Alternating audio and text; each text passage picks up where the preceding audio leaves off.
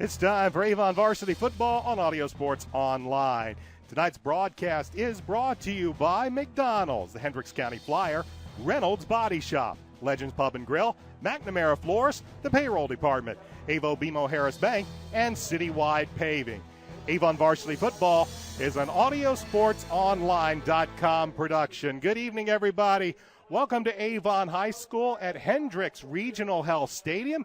If you haven't heard, recently a partnership between Avon High School, the Avon Community School Corporation, I should say, and Hendricks Regional Health has renamed Orioles Stadium to Hendricks Regional Health Stadium. Tonight, the Avon Orioles welcome the number 11th ranked team in Class 6A, the Fishers Tigers. We'll have all the action for you right here on AudioSportsOnline.com. My name's Brian Scott. So glad you could join us tonight. I'm joined by the Indiana Football Hall of Famer, Dave Shelbourne, as the Orioles, they got off the schneid last week as they were they defeated Harrison by the score of 34-0 to get their first win of the season. Pretty good game overall for the Orioles. They got a couple of rushing touchdowns from David Shaw, and Brandon Peters came through with one passing touchdown, one rushing touchdown, and also got a little help on the defensive side. Inside linebacker T.J. Wilson picked up a 48-yard fumble recovery, ran it back 48 yards for a touchdown. So offense and defense all got into the mix as the Orioles pick up their first win of the season. I bring in now the coach, Dave Shelbourne. And, Coach, we know Harrison, they've lost 29 straight now, but a win is a win, and when it's your first win of the season, it's always good. Well, it was a game we needed for a lot of reasons. We are playing some young kids.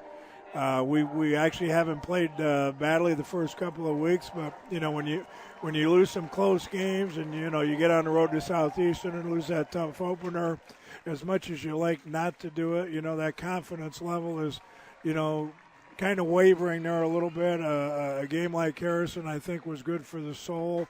They went up there and just played good, solid football. Defensively, they had a shutout, which is always good. Offensively, David Shaw had a good game running. Brandon continues, I think, to improve each week, and I think they, trying to get a little balance in the offense, and they put some points up. So it was a, it was a good week to get that first W. It was on the road.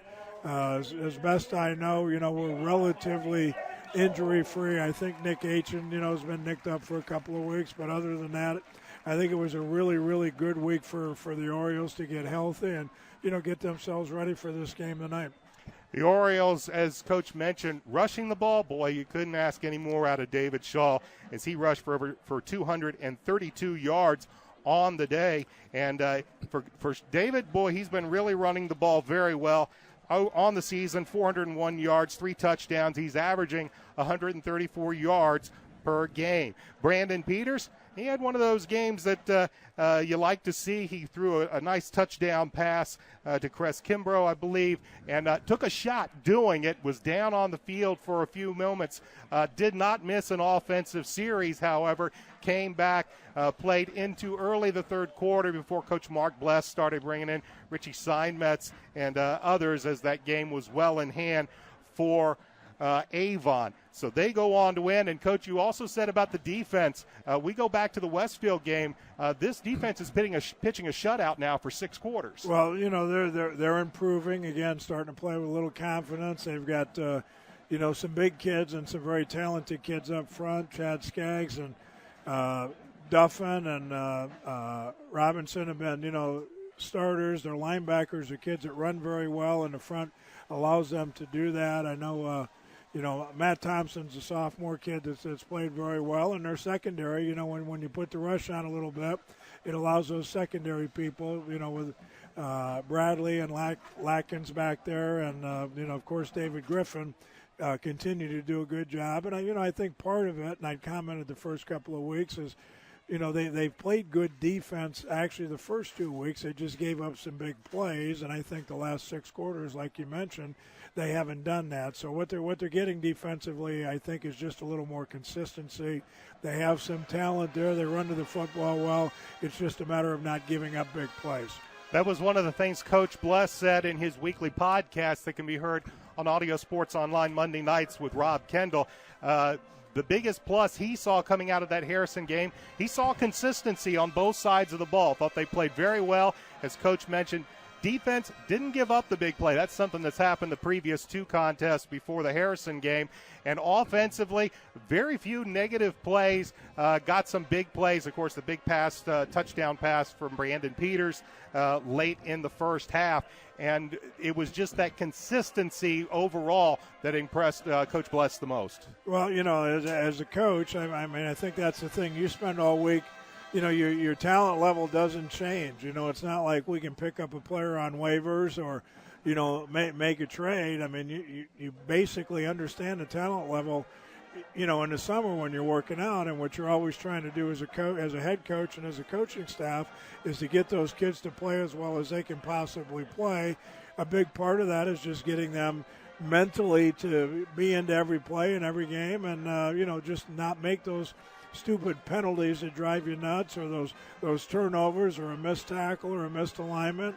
And I think as the season wears on, that's the one thing that we've definitely seen some improvement in the consistency level, and I think the overall effort of the Avon team. That is what happened last week. When we come back, we'll tell you what's going to happen, or at least what we hope will happen this week. As the Orioles, they picked up their first win last week. They'll look to continue it this week, but it'll be a tough opponent against the Fishers Tigers. We'll talk about it after this. You're watching Oriole football on ASO. Right now at all Avon and Brownsburg McDonald's, you can score a free medium fry and free medium drink with a purchase of any Quarter Pounder sandwich. This would include the new Quarter Pounder line of sandwiches as well. That's a free medium fry and drink with a purchase of any Quarter Pounder sandwich at all Avon and Brownsburg McDonald's, proud sponsors of the McDonald's Hendricks County Sports Show. Attention! This weekend is the last time you'll be able to visit Sweet Treats in Avon. They close down for remodeling starting Monday. They will reopen with a new name and a new menu on October 7th. Located at US 36 and Dan Jones, right behind CVS Pharmacy. Choose from their lunch menu, the Pub House Ale Battered Fish Combo, Philly Steak, or the Giant Tenderloin and Fries Combo, followed by a wide selection for dessert that includes ice cream and cupcakes. In a hurry? Use the drive-thru or call ahead at 272-0100. Sweet Treats at US 36 and Dan Jones in Avon. Until Monday. Reynolds Body Shop is a proud sponsor of Avon football broadcast. They are conveniently located at 4325 West Washington Street in Indianapolis, just 4 stoplights east of 465. Their phone is 317-243-2372, and they are open Monday through Friday from 7:30 a.m. to 5 p.m. Reynolds has been family-owned and operated for 30 years, specializing in collision repair. Reynolds Body Shop is also an insurance work specialist. Learn more about them on the web at www.reynoldsbodyshop.com.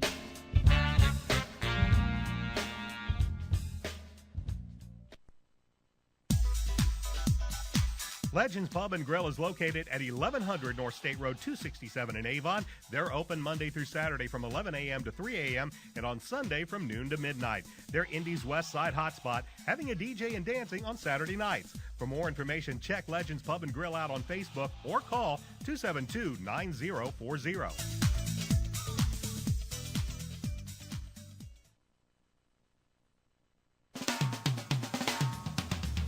We'd like to say thanks to our friends at the Hendricks County Flyer that have helped make tonight's video webcast possible. Please check them out online as well as watch tonight's game at flyergroup.com.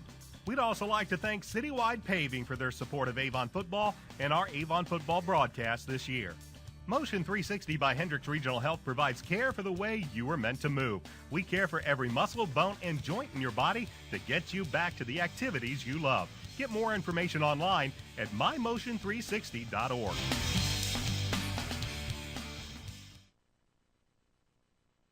If you're a business owner with or without employees, you're probably wondering about your payroll. Is it being prepared correctly? Are the right amount of taxes being taken out? What about child support, workman's comp, auditing, unemployment, Social Security, local taxes, payroll deductions? It can be a bit overwhelming, but we've got the answer for you. The Payroll Department Incorporated. We'll take care of all those payroll headaches and manage any unique deductions that apply to your company. We offer several ways to submit your payroll and provide you with customized timesheets for reporting. The Payroll Department Incorporated, located at 701 North Green Street in Brownsburg. McNamara Florist is Indy's hometown florist since 1954, with 8 convenient locations, including the new Avon store on Rockville Road. McNamara Florist is famous for our floral designs for all occasions that help our clients express their emotions through flowers. Visit McNamara Florist for outstanding personal service and to select from the renowned home decor merchandising, including stunning Christmas classics. McNamara Florist is located at 9655 East Highway 36 in Avon, and you can give them a call at 579-7900.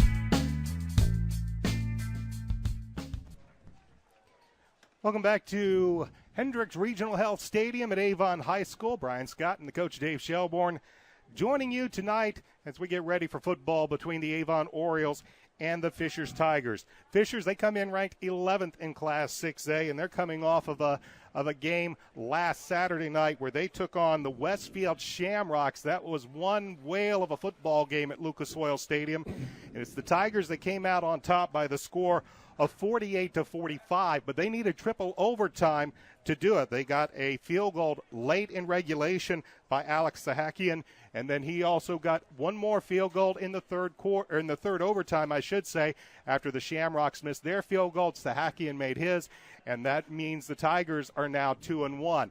This is a team, boy, they will put up some points, and Coach Rick Wimmer over the past 4 or 5 years, really since he's taken over at Fishers, one thing they are known for is one very, very explosive and potent offense, Coach.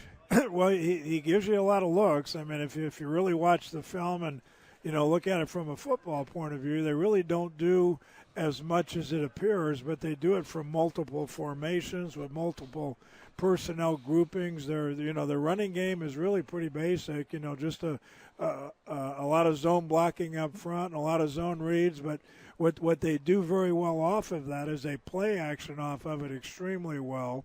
They'll come out, and line up. They have, their 2 tight end, actually 3 tight end wing sets where they'll come out and run some power football. Then the next play you look up and they've got 4 wide receivers and they're in shotgun. They have a very talented young man at quarterback who runs very well and throws very well. I remember when he played here a couple of years ago, I think he put up 3 or 4 touchdown passes and over 300 yards in his sophomore year. So he's an experienced kid. He's been there for 3 years, and they will put some points up. Defensively, they're relatively basic in their approach. They don't blitz a lot. They have a little bit of a bend but not break philosophy. They're a 4-3 team and try to slow you down a little bit, but it's definitely an offensive minded approach. Their quarterback, senior Connor Christensen, he's thrown for some yardage this year, 40 of 66 for 619 yards. He's averaging 206 yards per game.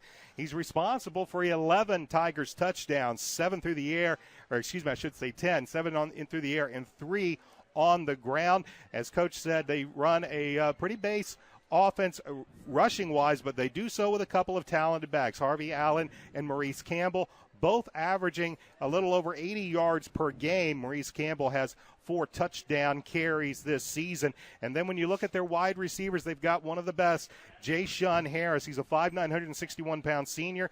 He has hauled in 16 catches for 373 yards and 4 touchdowns.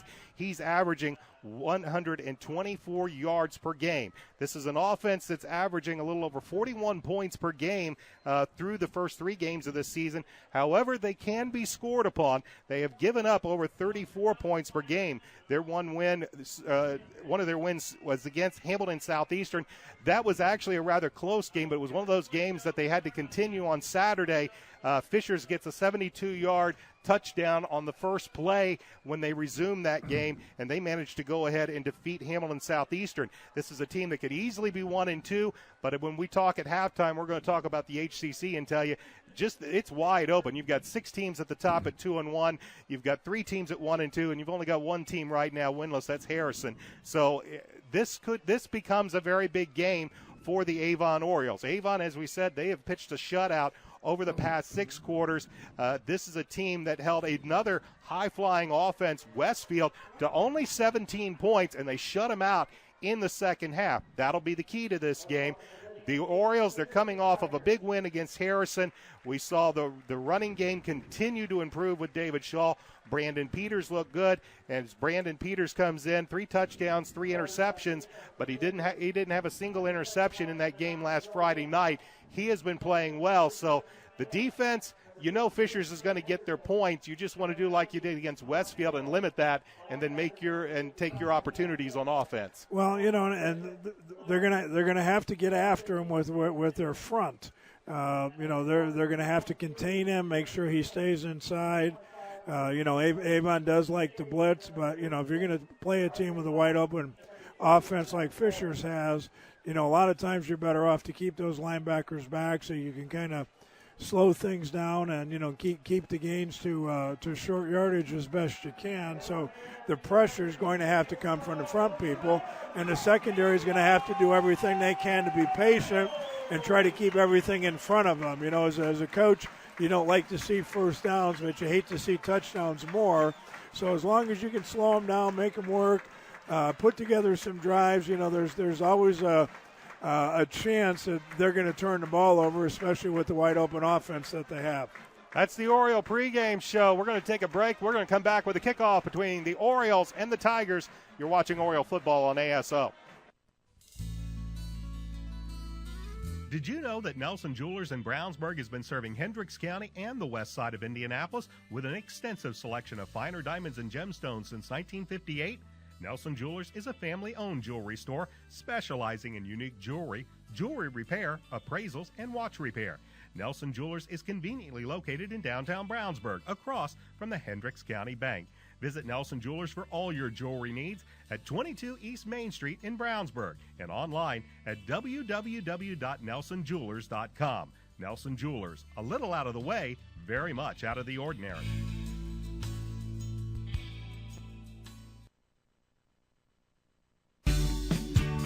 Since 1984, BMO Harris Bank has grown to become one of the largest banks in the Midwest, serving personal, commercial, and affluent customers.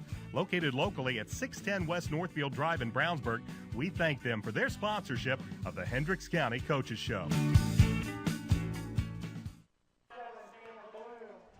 Welcome back to Hendricks Regional Health Stadium at Avon High School. Brian Scott and the Indiana Football Hall of Famer Dave Shelbourne joining you tonight as we get ready for what hopes to be a good matchup between the Avon Orioles and the 11th ranked in Class 6A Fishers Tigers. Captains heading out onto the field.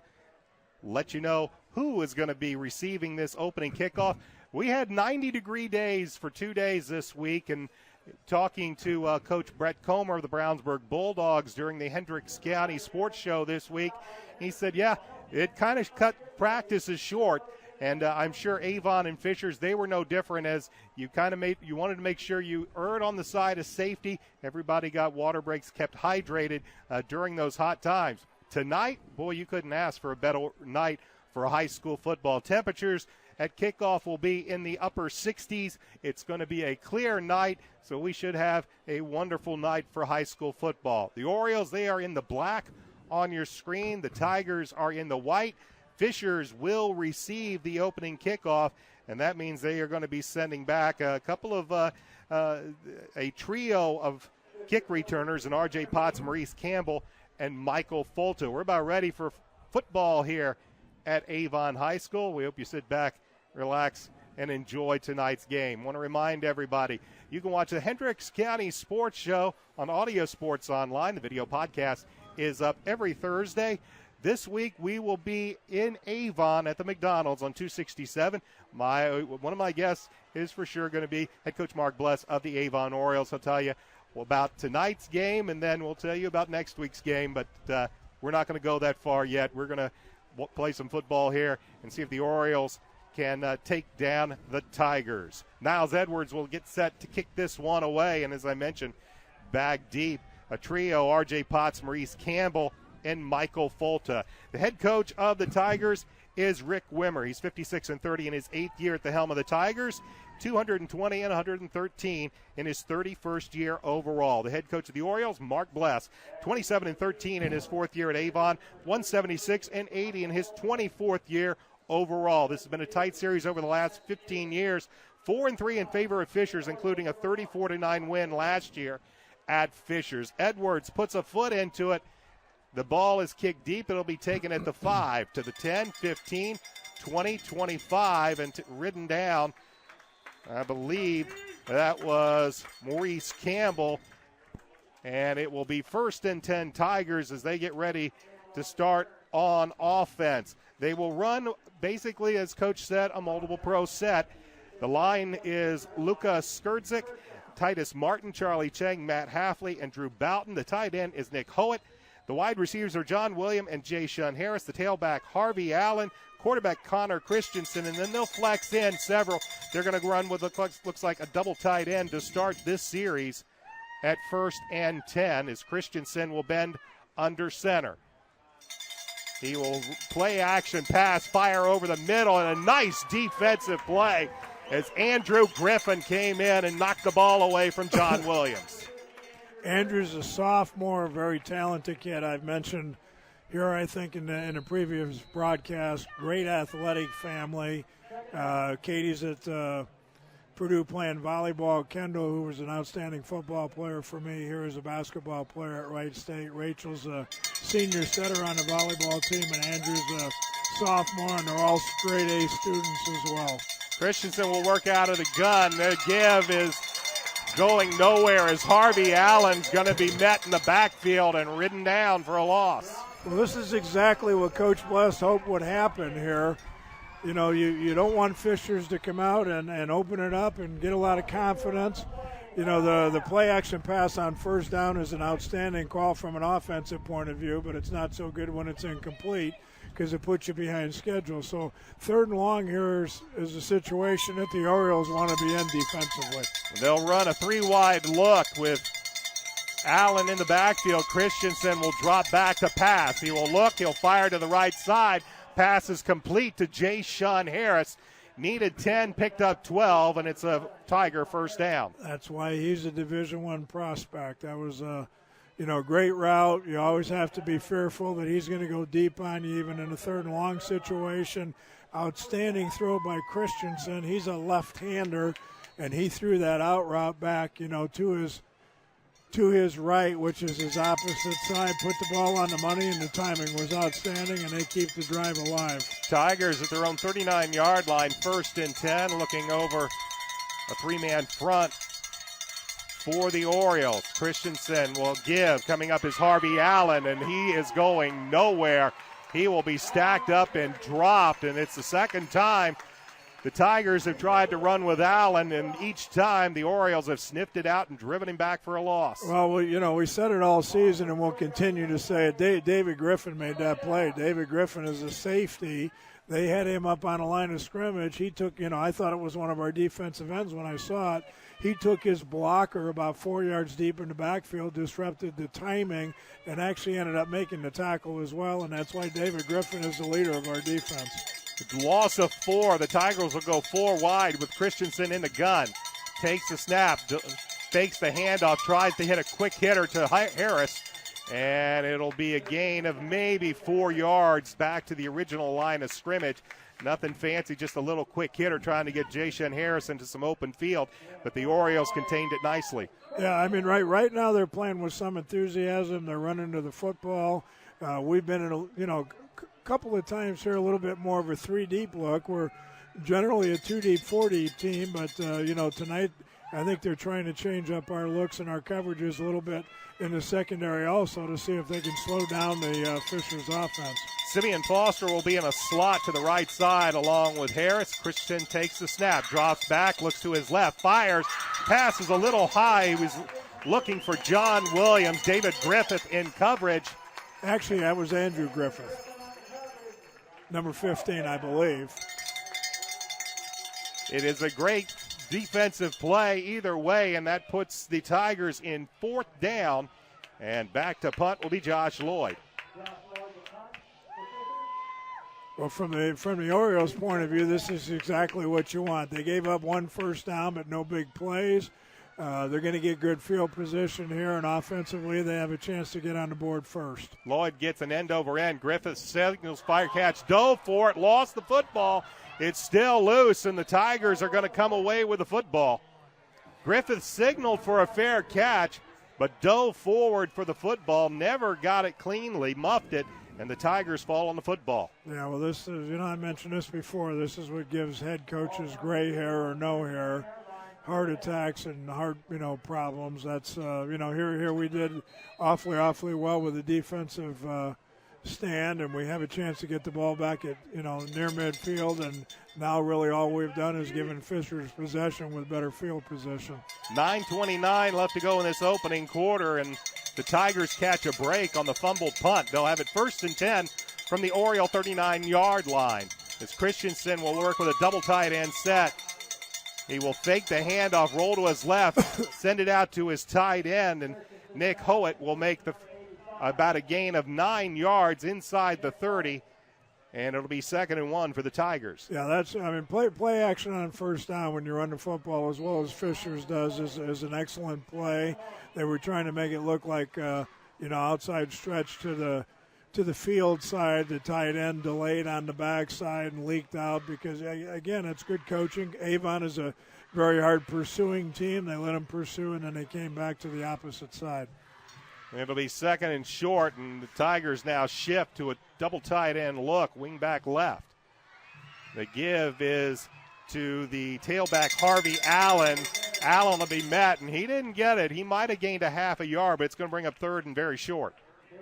You want to force Fishers to be in 3rd down. Obviously, 3rd and long is better than 3rd and 1, but you want to make them work hard. And right now, Avon's defense has really been up to the task. They've done a nice job. We've seen all those multiple looks out of Fishers already. Right now, they're basically in the 3 tight end look because we're expecting run. 3rd and short. They will now move, and on a keeper, Christensen will try to dive forward, and this is going to be very, very interesting. I thought he might have had it, but where the side judges are coming in, this might be I think he's worth a going look. to be a little short. I think you're right. And they will stop the clock, and Avon got a favorable spot, I believe, on that, and they're going to say it's 4th down. Good call. Something happened you don't often see there either. The fullback was kind of aiding the quarterback there on his progress and thought he could try to push him past the first down marker, but was unable to do that. It's 4th and short as Coach Rick Wimmer elects to go for it. Christensen will give to the back, and getting around the right side and heading to the end zone is Maurice Campbell. Nothing fancy, just a little off-tackle play to the right. Campbell runs it in from 29 yards, and the Tigers are on the board. Well, you hate to see that because, again, overall they played pretty well. The muff punt certainly gave them field position, and after forcing them to have to go for it on 4th down, they give up the big play. It'll bring Alex Sahekian in for the point after. He's one of the better kickers in the Hoosier Crossroads Conference as the senior gets a good snap, a good hold. The kick is up, and the kick is good. 7:29 remains in quarter number 1. The Tigers are on the board first. They lead the Orioles 7-0. You're watching Oriole football on ASO. Right now at all Avon and Brownsburg McDonald's, you can score a free medium fry and free medium drink with a purchase of any Quarter Pounder sandwich. This would include the new Quarter Pounder line of sandwiches as well. That's a free medium fry and drink with a purchase of any Quarter Pounder sandwich at all Avon and Brownsburg McDonald's, proud sponsors of the McDonald's Hendricks County Sports Show. Attention! This weekend is the last time you'll be able to visit Sweet Treats in Avon. They close down for remodeling starting Monday. They will reopen with a new name and a new menu on October 7th. Located at US 36 and Dan Jones, right behind CVS Pharmacy. Choose from their lunch menu, the Pub House Ale Battered Fish Combo, Philly Steak, or the Giant Tenderloin and Fries Combo, followed by a wide selection for dessert that includes ice cream and cupcakes. In a hurry? Use the drive-thru or call ahead at 272-0100.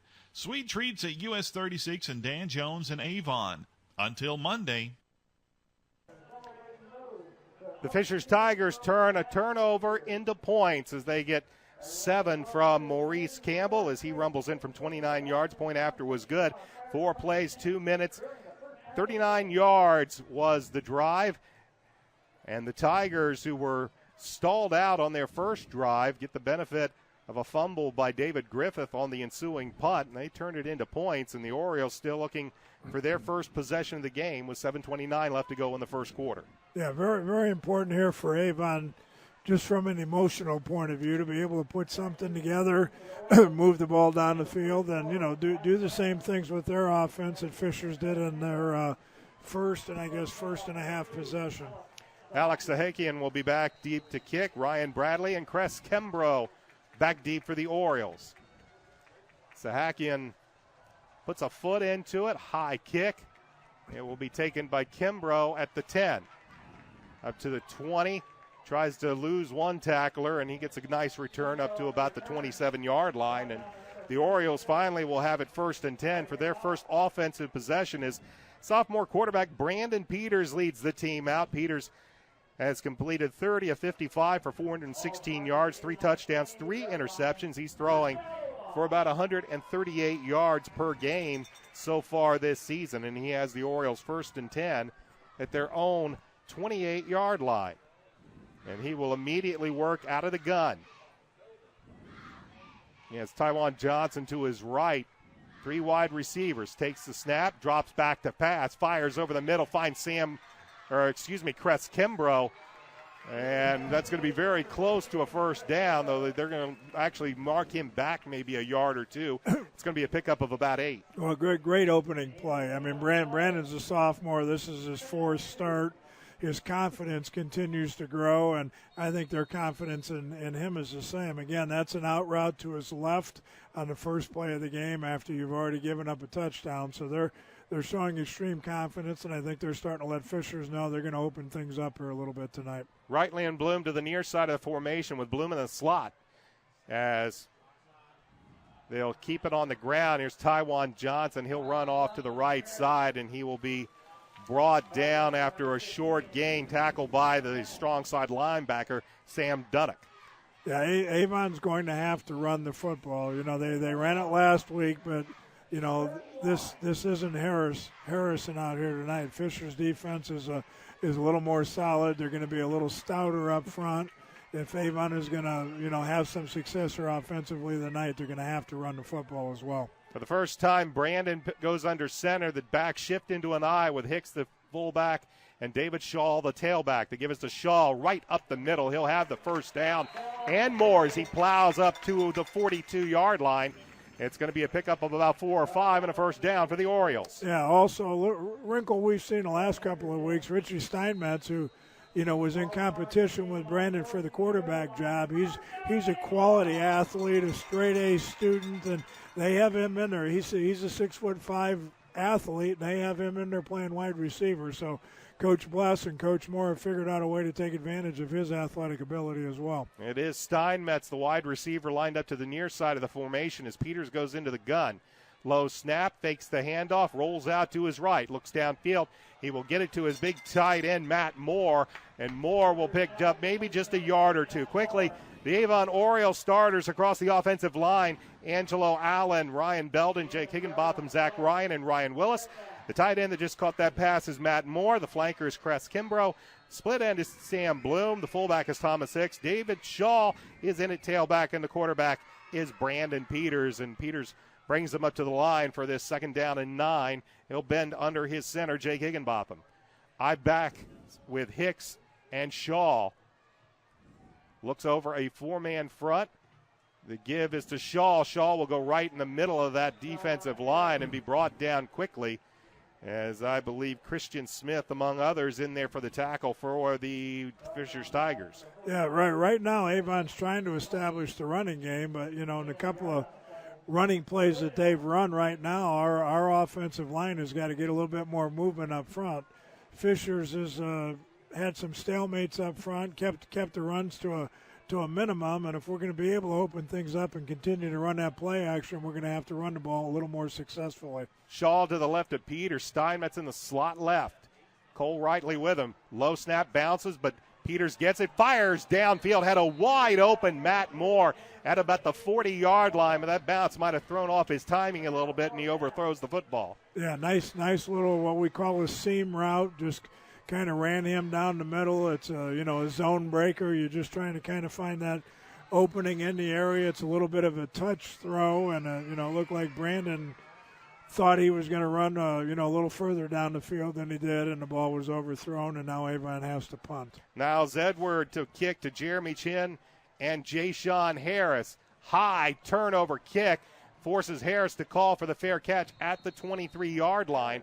And with 4:40 left to go in this first quarter, the Tigers have the football once again, leading the Orioles by the score of 7-0. Orioles have done a good job defensively against the Tigers. Their first drive, they forced a punt, but of course the fumble by David Griffith led to the Tigers' lone score, and it happened to be on a 4th and 1 as the Oriole defense had stopped Fishers on the previous 3 tries, but Maurice Campbell got it around the end and scored the touchdown. They'll start this drive from their own 24-yard line, and again 4:40 left on the clock in the first quarter. Connor Christensen will bend under center, offset eye to the left.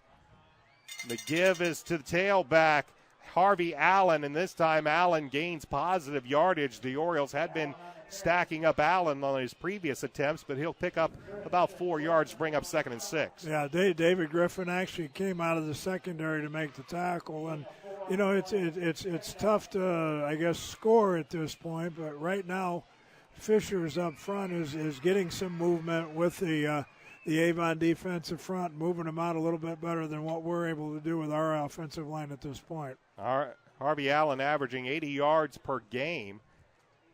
He has yet to score a touchdown. They've been giving that to Campbell. Play action pass. They throw it downfield. Christensen fires, and he fires a strike to J-Shun Harris. They had Dave let the tight end in the area and wisely let the pass go because it went straight to Harris. Looks like an incompletion. And they're going to say that it actually hit the ground. Initially, it looked like a completed pass, but they're going to say that pass hit the ground when Harris went to the turf. And here's a big 3rd down play for the Avon defense. They'd like to get the Tigers 3 and out on this possession. They'll send wideouts. John William and J-Shun Harris. Harris is to the near side as Connor Christensen will bend under center. 3rd and 6 for the Tigers. Drop back, 3-step drop, give it to Harris. Harris eludes 1 tackle, and finally Ryan Bradley wraps him up at around the 41-yard line. It's going to be a pickup of about 13 yards and a first down for the Tigers. Again, a big conversion on 3rd and 5 or 6. It's easy to see why he's a big-time receiver. Really not much of a route. He had inside position on our defensive back, made the catch, knew exactly what he had to get, and Christensen's put the ball on the money. So, they continue the drive. Simeon Foster is slot right as Christensen works out of the gun looking over a 3-man front. The give is the keeper by Christensen, and not fooling the Orioles is coming in and making the play as outside linebacker Chad Piatek. And it's little to no gain, maybe even a loss of a yard on the play. Yeah, tried the little fake there to the field side, and Avon defended that part of it well, but they also were smart enough to keep a spy man on the backside in case the quarterback kept it, because that is one of their favorite plays and one of their counters. One of the things that Fishers does very well is, again, they give you a lot of looks. They'll take it one side, bring it back to the other, play action pass. Christensen gets it off just before the play clock. He swings it out to Allen. Allen gets some blockers, and he will head upfield. He'll be brought down just shy of the midfield stripe, but it'll be a first down for the Tigers on a little swing pass out to Allen, and he does the rest. Yeah, Ryan Bradley again out of the secondary making a good open field tackle.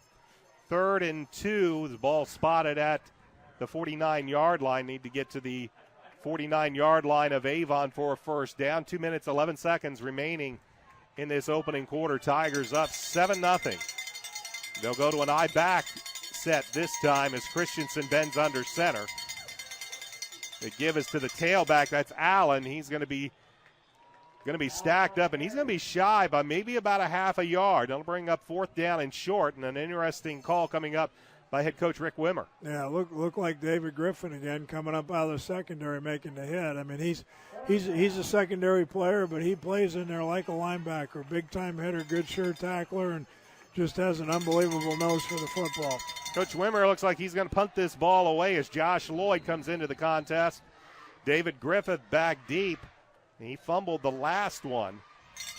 Low snap. Lloyd gets it away, and Griffith will take it at the 13, up to the 20, goes straight ahead to the 25, and finally barreled down at around the 26-yard line. And the Orioles will have their second possession of this game with only a minute 28 left to go in this first quarter, trailing by the score of 7-0. I want to remind everybody you can catch the Mark Bless Coaches Podcast every Monday on Audio Sports Online as Coach Bless and Rod Kendall talk about what happened last week, what's going to happen this week. That's every Monday on Audio Sports Online.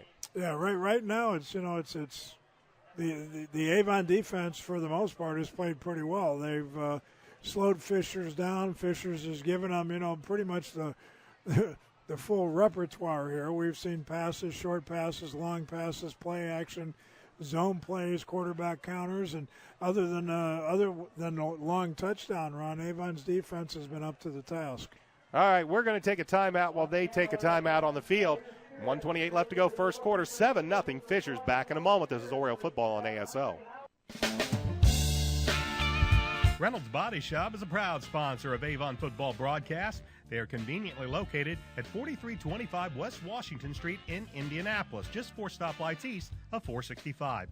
Their phone is 317-243-2372, and they are open Monday through Friday from 7:30 a.m. to 5 p.m. Reynolds has been family-owned and operated for 30 years, specializing in collision repair. Reynolds Body Shop is also an insurance work specialist. Learn more about them on the web at www.reynoldsbodyshop.com.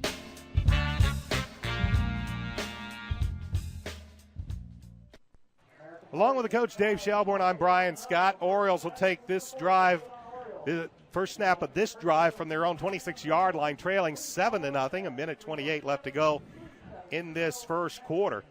Defensively for the Tigers, a 4-3 across the defensive front. Joel Wilcox, Christian Smith, Trey Henderson, and Sean Taylor. The linebackers are Josh Henkel, Griffin Hulicki, and Sam Dunnock. The corners are Jeremy Chin and Maurice Campbell. And the safeties are R.J. Potts and Josh Lloyd. 1st and 10, Brandon Peters will work out of the gun. He's flanked left and right by Hicks and Shaw. They will bring Crest Kimbrough in motion to the near side. Peters takes the snap, looks, fires it downfield. Got him. And looking Got for him. Kimbrough. Got him. Kimbrough at the 30-yard line. Penalty flag. Call. This is a play that Coach Bless draws up and runs at least 1 or 2 times every game. Peters has the arm. They're just hoping that Kimbrough can run underneath it. That one was delivered nicely. The ball was knocked away, but it was a pass interference call against the Tigers, 15 yards and a first down for Avon. Actually, probably a smart play by the Fishers defensive back because he was beat for a touchdown had he not interfered. And, at the high school, it's a 15-yarder, so he probably saved the score. If nothing else, he saved big yardage. It'll be 1st and 10 for the Orioles. Ball at their own 41-yard lines. Richie Steinmetz is the wide receiver to the near side as they shift more to the other side of the formation. Give is to David Shaw, looking for some room on the left side. He breaks it open to the 50, to the 45, 40, to the 30, 35, and he'll be ridden out of bounds inside the 20-yard line as David Shaw with another one of those runs that he seems to get every game. Looks like he stopped near the line of scrimmage, breaks through, and gets a big gainer into the red zone of the Tigers. David runs hard, and, one of the stats you try to keep with your running backs is, his yards after contact, and, a lot of his yards are after contact. He runs through. He's a strong kid. He runs through a lot of tackles. The blocking was better, but, he got hit at the point of attack and still continued to run. They'll mark it at the 16-yard line. 1st and 10 for the Orioles. Hicks and Shaw in an eye. Play action pass. They fake the reverse. Here comes Brandon Peters to the near side. He'll spin at the 10, and he'll finally be ridden down inside the 10-yard line as Maurice Campbell, the cornerback, had to make the tackle as the Orioles fake the handoff, fake the reverse, and Peters takes it himself to the near side. Yeah, nice little wrinkle. They ran the reverse last week, and Brandon's a great athlete. He's a quality basketball player as well, already starting to get some looks, played on the varsity last year as a freshman, and, we've seen him avoid the rush a lot, but, now they're taking advantage of that ability and letting him run. 30 seconds left to go in the quarter. Ball spotted on the 7-yard line. It is 2nd and 1. Peters, they give it to Shaw. Shaw looks for some room around the left side, and he's going to be stacked up by Josh Lloyd, the safety. But we'll see where they give him forward progress. Yeah, initially it looked like we had a hole, but, the Fishers linebackers closed it very quickly. And where they spot the ball, they're going to say no gain. That's going to bring up 3rd down and short, maybe a gain of a half a yard. The clock will move, and Coach Bless is just going to ask the offense to come to the sideline, and that'll be the end of the first quarter. We are going to switch sides here at Hendricks Regional Health Stadium as the Orioles are on the move. We go to the second quarter with Avon trailing Fishers 7-0. This is Avon Football on Audio Sports Online. Legends Pub and Grill is located at 1100 North State Road 267 in Avon. They're open Monday through Saturday from 11 a.m. to 3 a.m. and on Sunday from noon to midnight. They're Indy's West Side hotspot, having a DJ and dancing on Saturday nights. For more information, check Legends Pub and Grill out on Facebook or call 272-9040.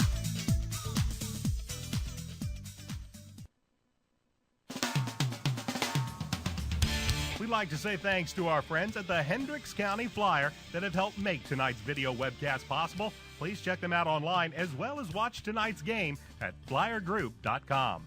We'd also like to thank Citywide Paving for their support of Avon football and our Avon football broadcast this year. Motion 360 by Hendricks Regional Health provides care for the way you were meant to move. We care for every muscle, bone, and joint in your body to get you back to the activities you love. Get more information online at mymotion360.org. We head to the second quarter with the Fishers Tigers leading the Avon Orioles by the score of 7-0. Brian Scott and the Indiana Football Hall of Famer Dave Shelbourne with you tonight. Avon on the move. They got a big run by David Shaw, and they'll currently face a 3rd down and short. Ball's going to be spotted at the Tigers' 6-yard line as the Oriole offense comes back out onto the field. Actually, with 3rd and as short as it is right here, you have some options. You can try to play it safe and, pick up the 1st down and give yourself a 1st and 5.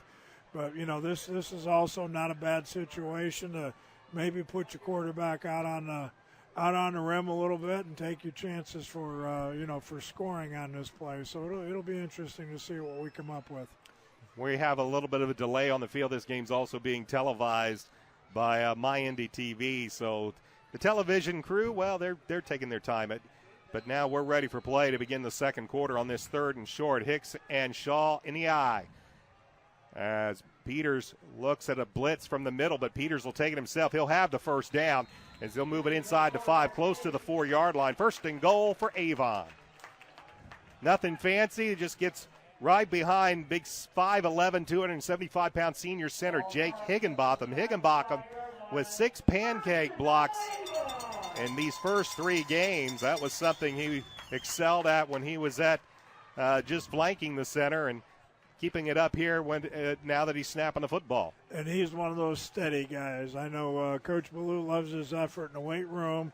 He just comes every day, every play, every practice, every game, and gives you everything he's got on every play. First and goal from the 4. Here's a give to Shaw. Shaw to the right side. Not going to find a whole lot of room. Looks like he is going to be brought down over on that side. Might be brought down by Tyrone Neely. Makes the tackle. That'll make it second and goal, as they'll mark this with no gain on the play. Yeah, right now Fishers is playing the direct stuff pretty well, the power type football. So I wouldn't be surprised, not really to see a trick play, but maybe a little counter play, the fullback in one direction, the tailback in the other, or possibly something to the outside. That's more the tight end in motion. The give is to, no, it's a quarterback keeper. Peters, he has the tight end, and a beautifully designed play will lead to 6 points for the Avon Orioles.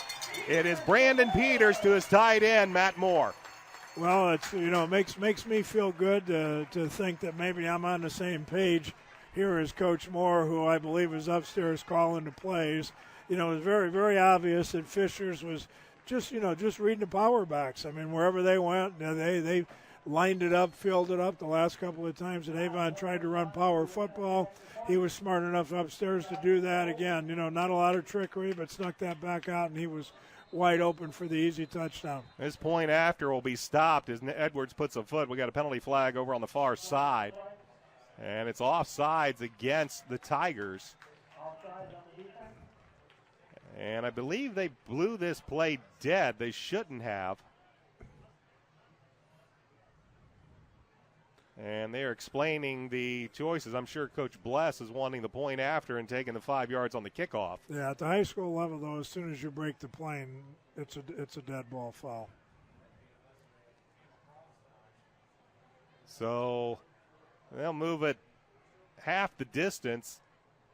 And they're actually just going to decline it, and they'll try it again. So Edwards was good on the first attempt, and he'll have to try it all over again.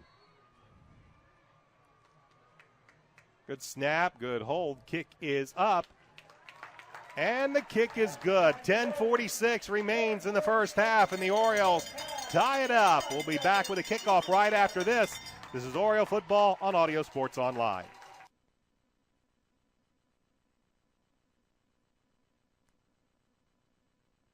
If you're McNamara Florist is Indy's hometown florist since 1954, with 8 convenient locations, including the new Avon store on Rockville Road. McNamara Florist is famous for our floral designs for all occasions that help our clients express their emotions through flowers. Visit McNamara Florist for outstanding personal service and to select from the renowned home decor merchandising, including stunning Christmas classics. McNamara Florist is located at 9655 East Highway 36 in Avon, and you can give them a call at 579-7900. A 7-play drive covers 74 yards, and it's capped off by a 4-yard touchdown pass from Brandon Peters to Matt Moore, and the Orioles tie this game at 7 as Niles Edwards is set to kick this one deep to R.J. Potts, Maurice Campbell, and Michael Folta. 7-7. As Edwards puts a foot in, this is a short kick. It'll be taken at the 18, up to the 25, and up to about the 30-yard line. I believe that is Michael Folta. But they'll unpile, and it will be 1st and 10 for the Tigers at their own 31-yard line now in a 7-7 game. Yeah, well, that last series, the big play, was David Shaw's run. It looked like he was stopped at the line of scrimmage, kicked out, and I don't know what the yardage, you probably have it, maybe a 30-yard run, but, it just provided a spark for the Avon offense, and they were able to finish the series and put it in the end zone. The Avon defense, with the exception of that one run by Maurice Campbell, has played very, very well in this game. And now they'll look to tighten the clamps once again, as this time Connor Christensen bends under center. Play action pass, kicks it out to the near side. Pass is going to be complete. That's J-Shun Harris at the 35-yard line, and it'll be a pickup of about 4. David Griffin again. I mean, he's in double figures every game. I don't know. It's almost like he's standing in the offensive huddle because he seems to know where the ball's going at all times. And, they look to him to make big plays, and, fortunately most of the time he's able to do that. David Griffith came into this game with 17 tackles, including 2 for loss. And it'll be 2nd and 4 as Christensen bends under center. He will take the snap, gives to Campbell. Campbell looks for some room around the left side, has the first down, and he will be brought down after a pickup of about 7 yards. Yeah, we have to support the corner there. Our outside linebacker that time didn't get up, didn't pressure the corner, and actually got knocked off the ball a little bit. When you give up that corner support, it makes it tough for that pursuit to get over there and shorten up that run. So, good block by the Fishers tight end to get that play to the outside. They'll spot the ball at the Tiger 43-yard line, 1st and 10. That's Harris to the near side. Offset eye to the right as Christensen bends under center. Looks over an Oriole front, takes the snap, play action pass. Looks, fires, looking for J-Shun Harris, and the ball is just out of his reach. Gabe Laxton trailing Ryan Bradley, a safety help over the top, but it just falls off the tip of the fingers of J-Shun Harris. That would have been a big play. Yeah, it would have. I'm kind of impressed. I like, some of the things Coach Bomby's done here tonight. We're in a couple different looks, at least from up here, than what we've been in. I know part of it is because Harris is such a talented athlete. I know part of it's to get David Griffin a little bit more involved in the run, but, not that they wanted to get beat deep, but they knew they had Ryan Bradley over the top. 3 wides to give it to Campbell. Looks for some room around the left side, and he will be brought down. Chad Piatek, among others, in there for the tackle. And it will be 3rd down and about 4 as they'll spot the ball at the Tiger 49-yard line. It'll be 3rd and 4 with 9:21 left to go in the first half. We are all tied at 7 apiece. Well, as I mentioned earlier, these are the situations that really determine who's going to win or lose the game. You want to put their offense in as many 3rd down situations as you can. 3rd and 4, this is where we have to make the stop. Harris to the far side, Williams to the near side. That's Simeon Foster in the slot. Drop back to Christensen now on a delayed draw, and he is brought down. Mac Duffin. Joe Belden and Mac Duffin, the big 6'3", 240-pound junior defensive end, along with a 6'4", 255-pound senior defensive tackle. It was just a delayed draw by Connor Christensen, and they broke through. They drop him for a loss of 3, and they'll send Josh Lloyd back to punt.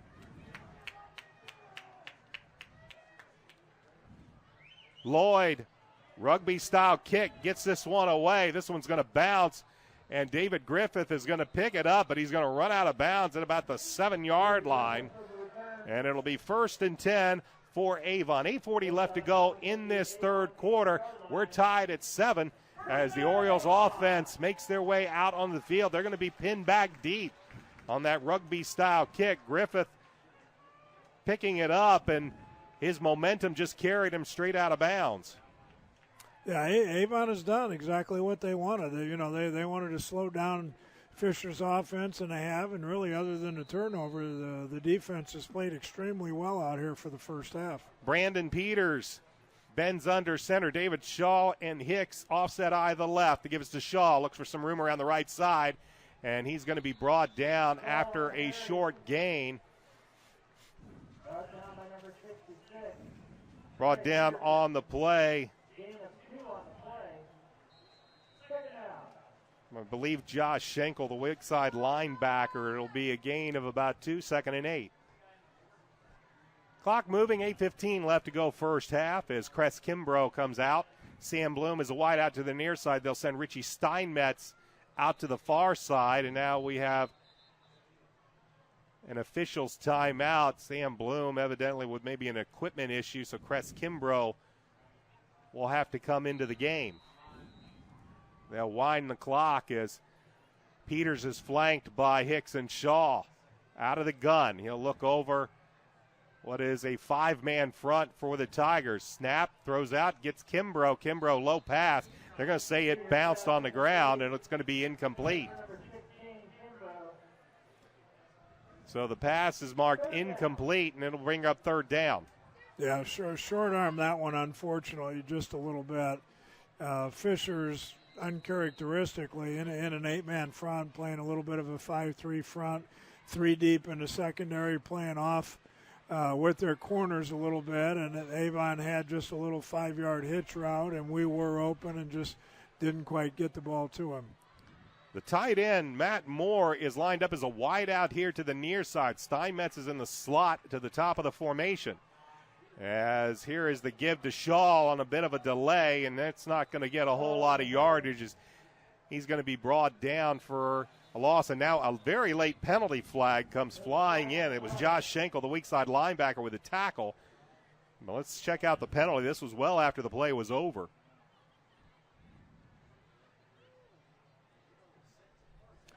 Somebody took a cheap shot after the whistle. We're just not sure who it was at this point. And they're looking over a lot of Tigers players. That's kind of what I'm hoping.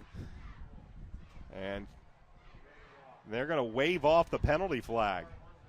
So whatever the flag was, they're going to wave it off, and instead they're going to send J-Shun Harris and Jeremy Chin back to receive a Niles Edwards punt. And this should give the Tigers excellent field position as the ball is spotted at the Oriole 13-yard line. Edwards will be punting this ball from just inside his own end zone. 7:28, clock moving. Left to go first half. They'll bring Harris and Chin, up to the Oriole 40-yard line. And this one never got off as a penalty flag. And if this is a 5-yarder against the Tigers, this could be interesting because it's 4th and about 5. Yeah, I'm not sure. The flag before, if I had a chance I was going to mention, sometimes has to do with the number of players. It's an illegal participation penalty. Yeah, they either have too many on the field or somebody came out after the play was set. They signaled 4th down, but let's see where this actually got spotted. Everything say it's going to be about a half-yard shy. It'll still be 4th down, and now we've got more whistles. And we are going to have a timeout on the field called by the Tigers. 7:17 left to go in this first half. We're tied at 7. This is Oriole football on ASO. Did you know that Nelson Jewelers in Brownsburg has been serving Hendricks County and the west side of Indianapolis with an extensive selection of finer diamonds and gemstones since 1958? Nelson Jewelers is a family-owned jewelry store specializing in unique jewelry, jewelry repair, appraisals, and watch repair. Nelson Jewelers is conveniently located in downtown Brownsburg, across from the Hendricks County Bank. Visit Nelson Jewelers for all your jewelry needs at 22 East Main Street in Brownsburg and online at www.nelsonjewelers.com. Nelson Jewelers, a little out of the way, very much out of the ordinary.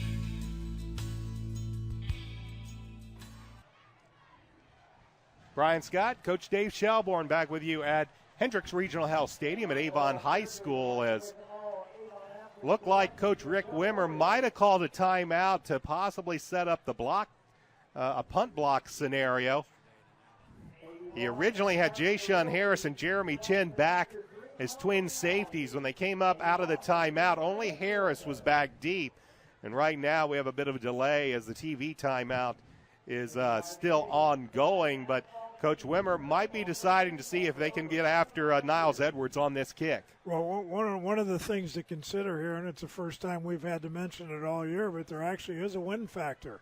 And right now, Avon is punting into the wind, and Fishers, well, if you look at the flags on the other side, it's probably a little more obvious. So, we're punting into the wind. We're punting from inside the 20-yard line, and there are 7 minutes to go and a half. So, Fisher's deep back is lined up inside the 50-yard line, so they're not expecting a deep kick. They're either going to pressure here to try to slow down the coverage, or they're gonna try and hold up and get a return here and see if they can come up with some good field position. J-Shun Harris, the lone single safety for the Tigers, he stands at the Oriole 45-yard line. Edwards will get this one away. It's a high kick. Harris will signal fair catch, and he will take it at about the 44-yard line, inside the 45-yard line. And the Tigers, they'll spot the ball actually at the 45-yard line. And with 7:11 left to go in the first half, Tigers in excellent field position in a game that's knotted up at 7. Brian Scott, the head coach former head coach of the Avon Orioles, Dave Shelbourne, with you tonight from newly renamed Hendricks Regional Health Stadium here at Avon High School.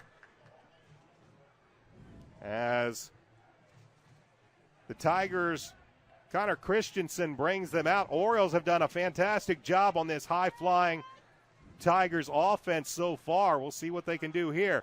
Christensen back deep, fires down the middle, pass is complete. Andrew Griffin brings him down. John Williams will make a big play as they'll take this one all the way down to the Oriole 22-yard line. Really not badly covered at all, but what they did is they went to a 3-by-1, or what we would call a 3-by-1 formation.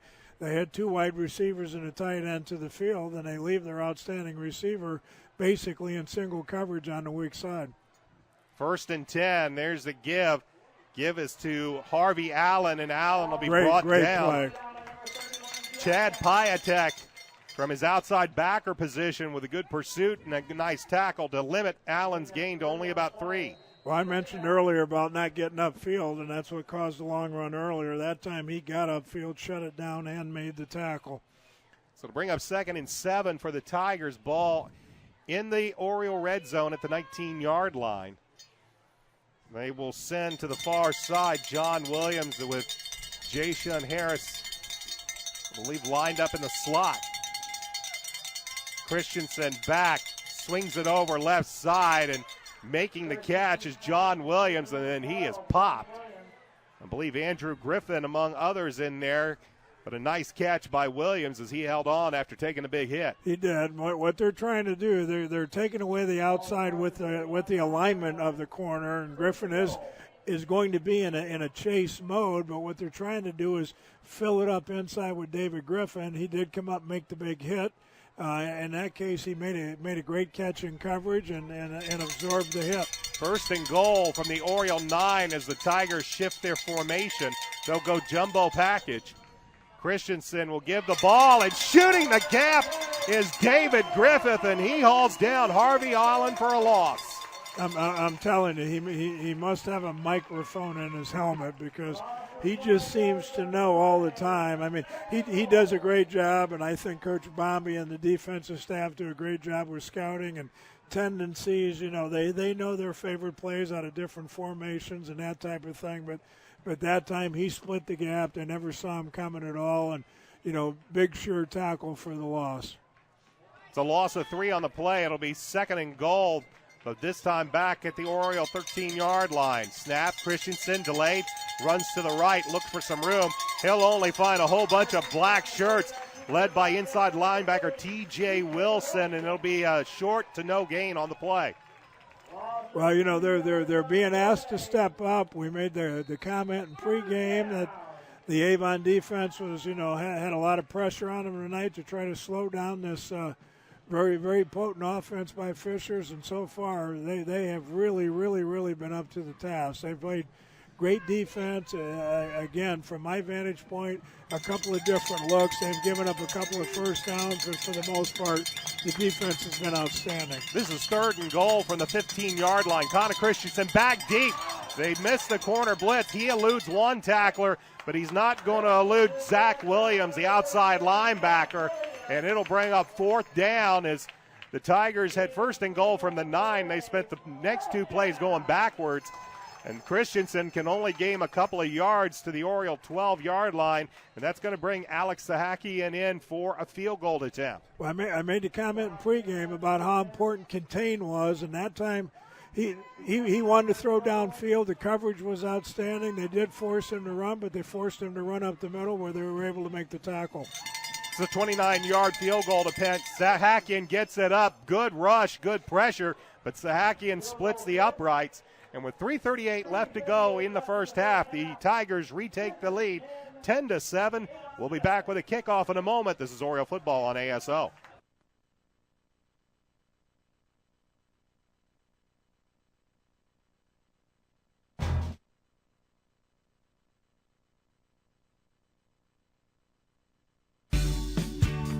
Since 1984, BMO Harris Bank has grown to become one of the largest banks in the Midwest, serving personal, commercial, and affluent customers.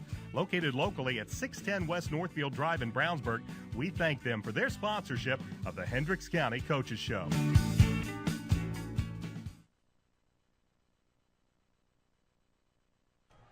Brian Scott and Coach Dave Shelburne back with you. It's a 7-play drive that covers 45 yards.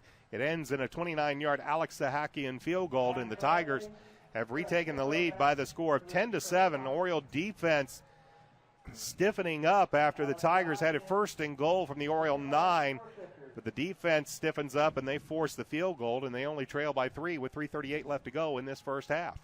You know, I'm sure depending upon how far we get this kickoff out into the field, we do have a little time here. And, you know, if we can get the ball out here where we can operate and use our full offensive complement, you'll probably see Avon trying to, you know, get the ball downfield and, you know, if nothing else, try to put a field goal up here before the end of the half. I want to remind everybody about the McDonald's Hendricks County Sports Show this week. This coming week, we will be at the Avon on Rockville Road at 267. That's right in front of Kroger's. My guest will be Mark Bless, among others. We tape that every Wednesday. This week again at the Avon McDonald's on 267 in Rockville. That's the McDonald's Hendricks County Sports Show. You can watch the video podcast Thursdays. You can also listen to a replay 5:30s on Friday nights on xrbradio.com. Sahakian set to kick this one away. Ryan Bradley and Cress Kimbrough back deep for the Orioles. Sahakian with the kick. He'll kick it near side. Kimbrough will take it at the 1, to the 10, 15, to the 20, to the 35. Eludes one tackle, and he will be taken out of bounds inside the 50. And, Coach, we hear that all the time. No. Good play. Well, he made it a good play. I'm sitting up here thinking let the ball go out of bounds, and you know we'll have guaranteed field position. But he's confident in his abilities, and he made the catch, and the blocking was outstanding. And we're up to midfield. We've got a player down, and he went down pretty hard. There is a Tiger down at the 35-yard line, and he was down before Kimbrough got to him. We're going to take a timeout as they tend to the injured player. 3:28 left to go in the first half, and the Orioles trail the Tigers by the score of 10-7. This is Avon Oriole football on Audio Sports Online.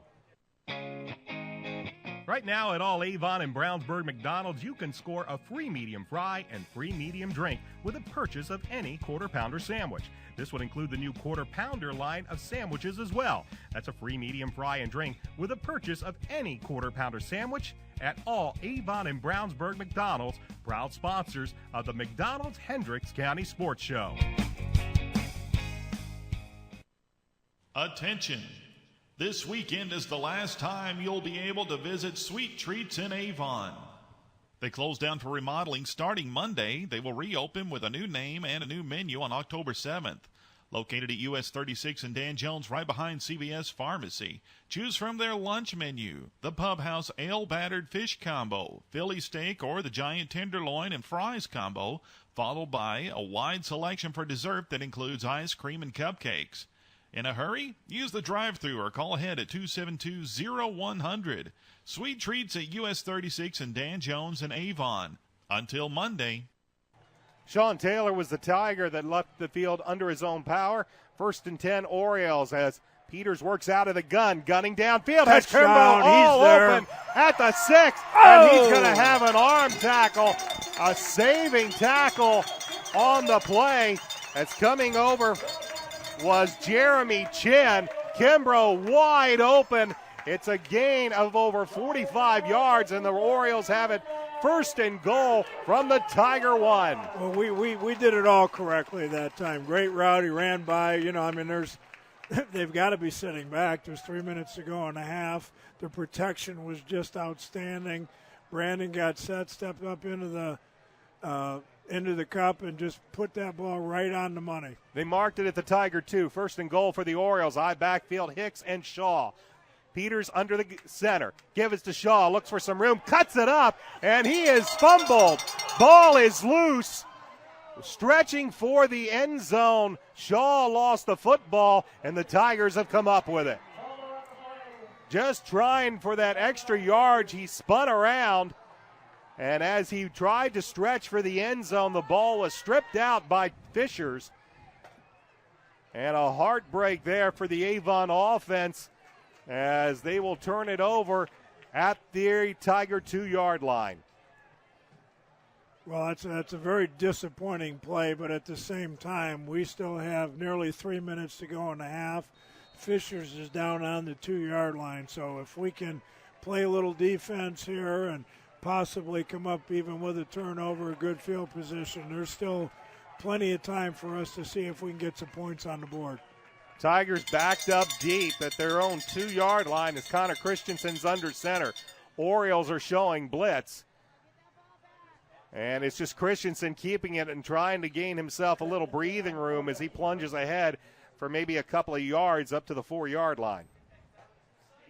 Well, the pressure's been on them the whole game, and for the most part, they've met the challenge. The Avon defense again. If we can get a 3 and out, we still have time. So the pressure's back on them. So far, they've been up to the task. We're going to have a timeout called with 2 minutes and 31 seconds, as I believe the Orioles have called the timeout. The Tigers lead the Orioles by the score of 10-7. We'll be back right after this. This is Oriole football on Audio Sports Online.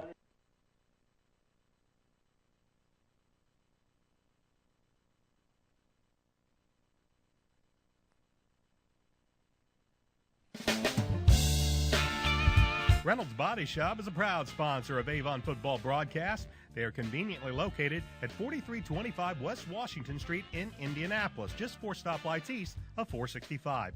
Their phone is 317-243-2372, and they are open Monday through Friday from 7:30 a.m. to 5 p.m. Reynolds has been family-owned and operated for 30 years, specializing in collision repair. Reynolds Body Shop is also an insurance work specialist. Learn more about them on the web at www.reynoldsbodyshop.com.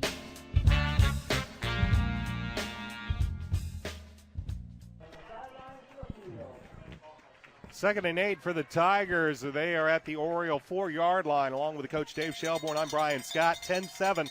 Tigers with the lead. 2:31 left to go in this first half.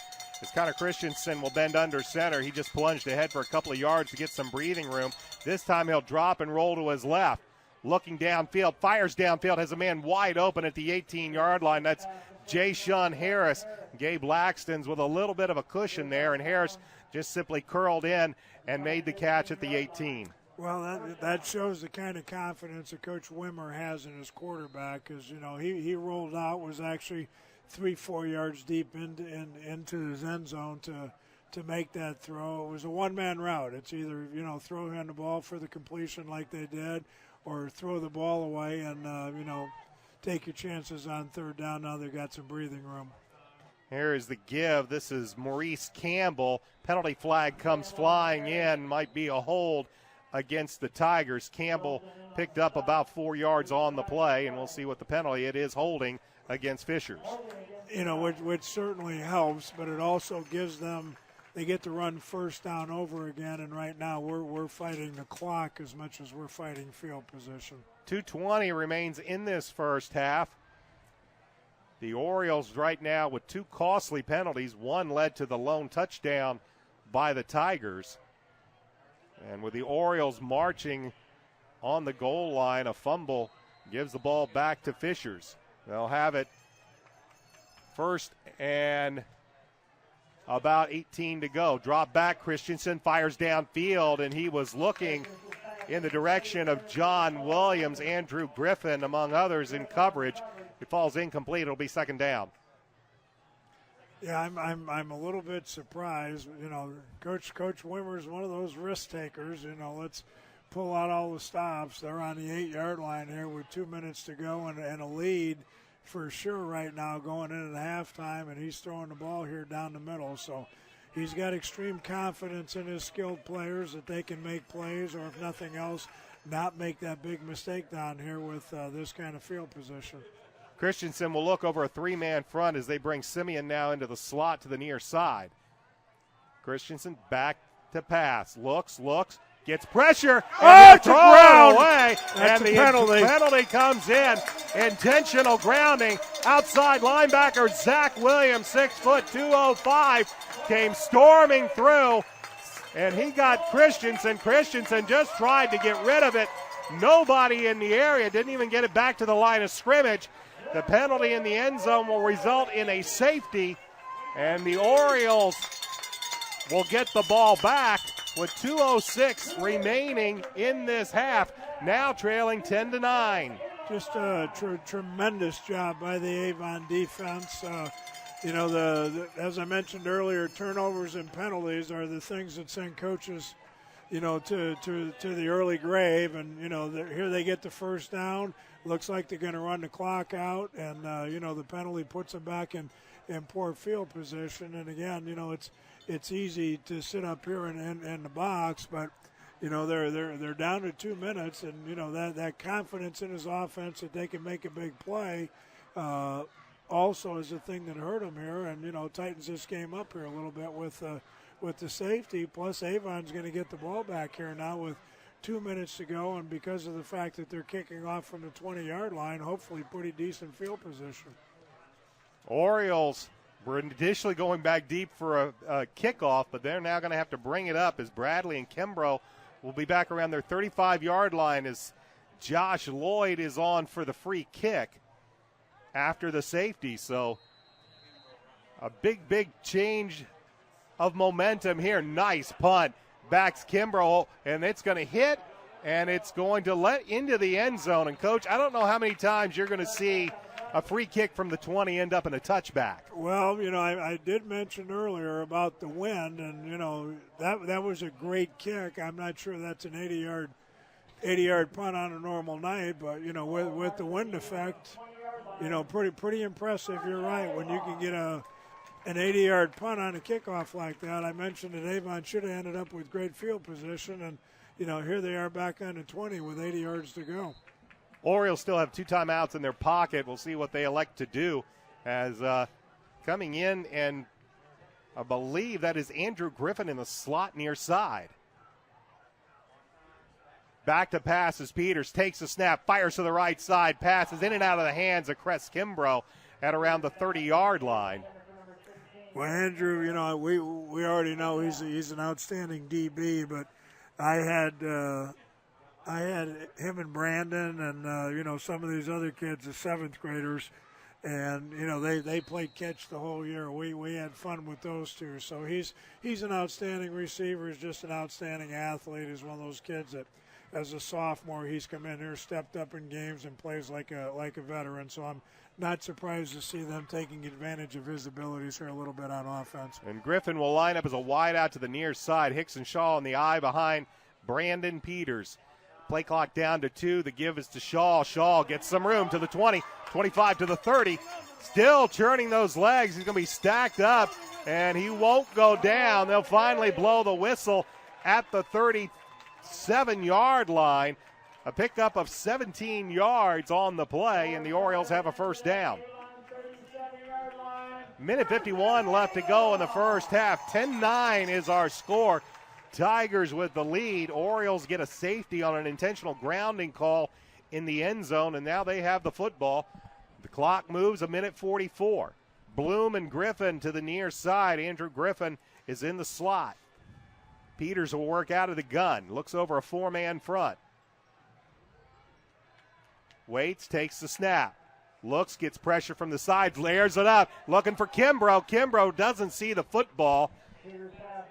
Kimbrough was going to the inside. The pass was to the outside. Good defense by the safety, Josh Lloyd. It'll fall incomplete and bring up second down. Yeah, so similar philosophy. We had a three-man formation here out to the left side. They left Kimbrough all by himself over on the short side, hoping to get single coverage. They actually played it pretty well. Brandon, I'm not too sure there. He wasn't, just throwing the football away and coming back and seeing if we can come up with a better play. Steinmetz and Andrew Griffin to the near side. Matt Moore is the wide out to the far side. Split backs.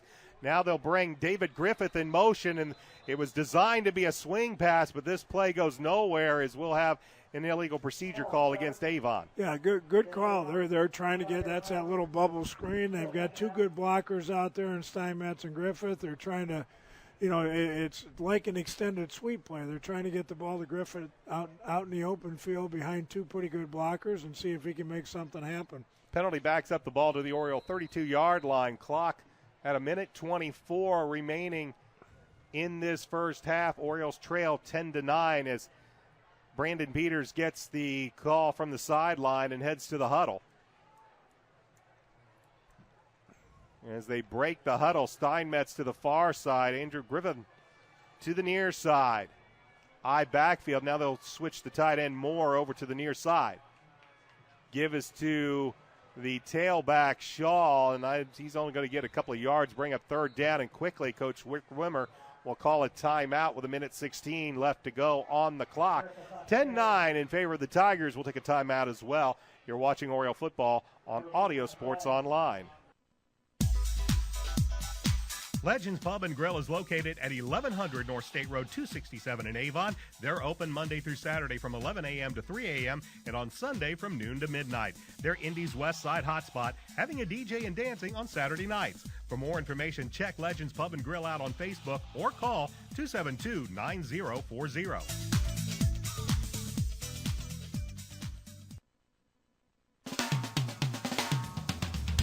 We'd like to say thanks to our friends at the Hendricks County Flyer that have helped make tonight's video webcast possible. Please check them out online as well as watch tonight's game at flyergroup.com. We'd also like to thank Citywide Paving for their support of Avon football and our Avon football broadcast this year. Motion 360 by Hendricks Regional Health provides care for the way you were meant to move. We care for every muscle, bone, and joint in your body to get you back to the activities you love. Get more information online at mymotion360.org. Orioles will have a third down and 15 out of the timeout with 1:16 left to go as Brandon Peters looks over a four-man front out of the gun. He'll take the snap, draw back to pass. They'll screen it out. This is Tywan Johnson. He had to leap, and that's going to cause him to delay a little bit and allow the Tiger defense to catch up with him. And it's going to be a short gain, and we're going to have another timeout, the final timeout, I believe, called by the Tigers. That's their third and final timeout with 1:06 left to go in this first half, and the Tigers up 10-9. Orioles look like they were in business. They end up with a fumble deep in Tiger territory as David Shaw was struggling for the end zone. But defensively, this has been a story for the Avon Orioles. They have played brilliant defense. Only the Maurice Campbell run led to the one Tiger touchdown on 4th and 1 with the Orioles geared up for possibly a run in the middle. But otherwise, they've played very well. They've forced a safety as quarterback Connor Christensen. It was called for intentional grounding in the end zone.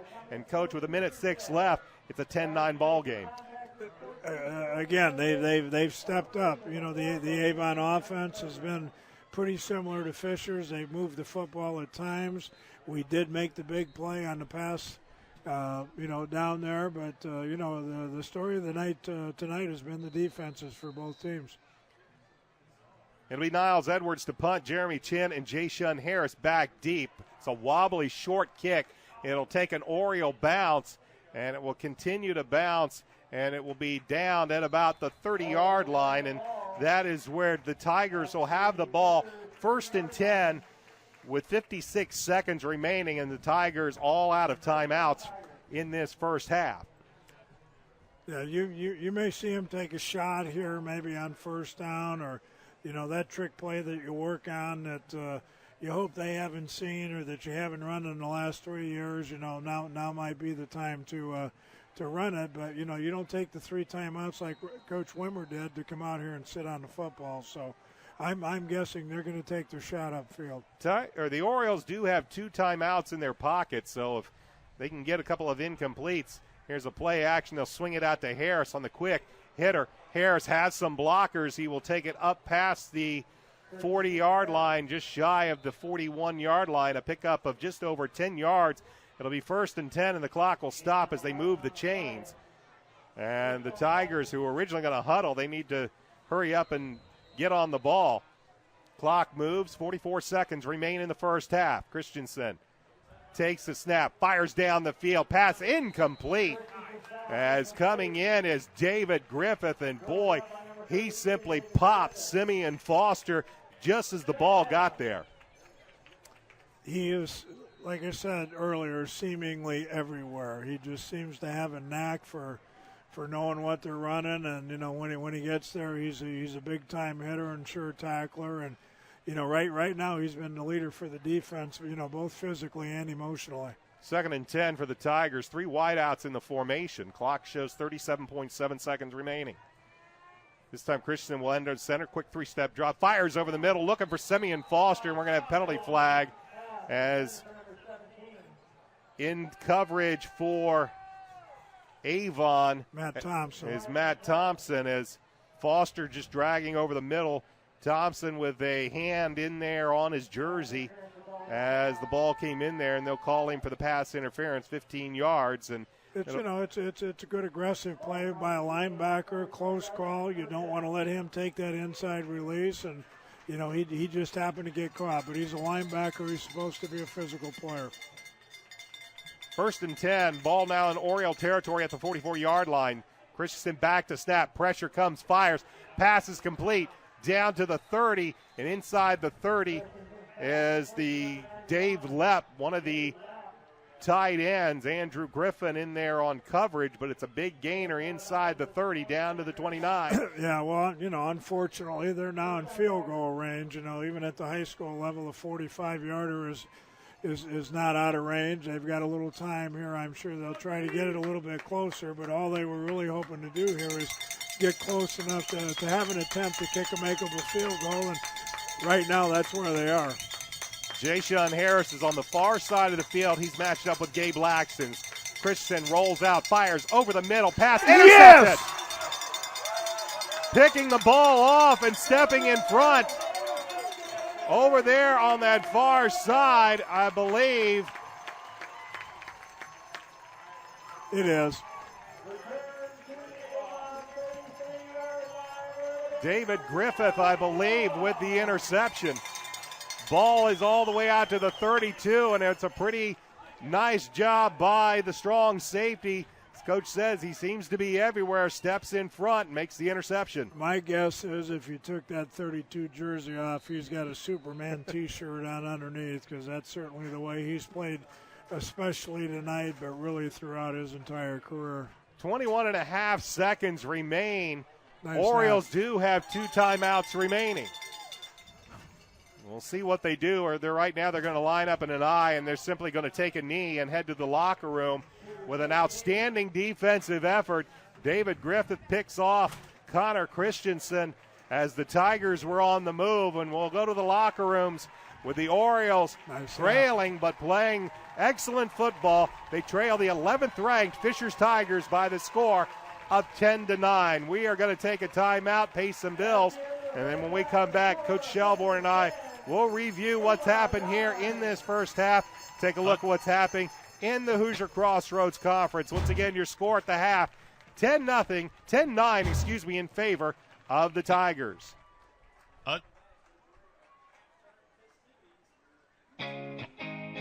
Right now at all Avon and Brownsburg McDonald's, you can score a free medium fry and free medium drink with a purchase of any Quarter Pounder sandwich. This would include the new Quarter Pounder line of sandwiches as well. That's a free medium fry and drink with a purchase of any Quarter Pounder sandwich at all Avon and Brownsburg McDonald's, proud sponsors of the McDonald's Hendricks County Sports Show. Attention! This weekend is the last time you'll be able to visit Sweet Treats in Avon. They close down for remodeling starting Monday. They will reopen with a new name and a new menu on October 7th. Located at US 36 and Dan Jones, right behind CVS Pharmacy. Choose from their lunch menu, the Pub House Ale Battered Fish Combo, Philly Steak, or the Giant Tenderloin and Fries Combo, followed by a wide selection for dessert that includes ice cream and cupcakes. In a hurry? Use the drive-thru or call ahead at 272-0100. Sweet Treats at US 36 and Dan Jones in Avon. Until Monday. Reynolds Body Shop is a proud sponsor of Avon football broadcast. They are conveniently located at 4325 West Washington Street in Indianapolis, just 4 stoplights east of 465. Their phone is 317-243-2372, and they are open Monday through Friday from 7:30 a.m. to 5 p.m. Reynolds has been family-owned and operated for 30 years, specializing in collision repair. Reynolds Body Shop is also an insurance work specialist. Learn more about them on the web at www.reynoldsbodyshop.com.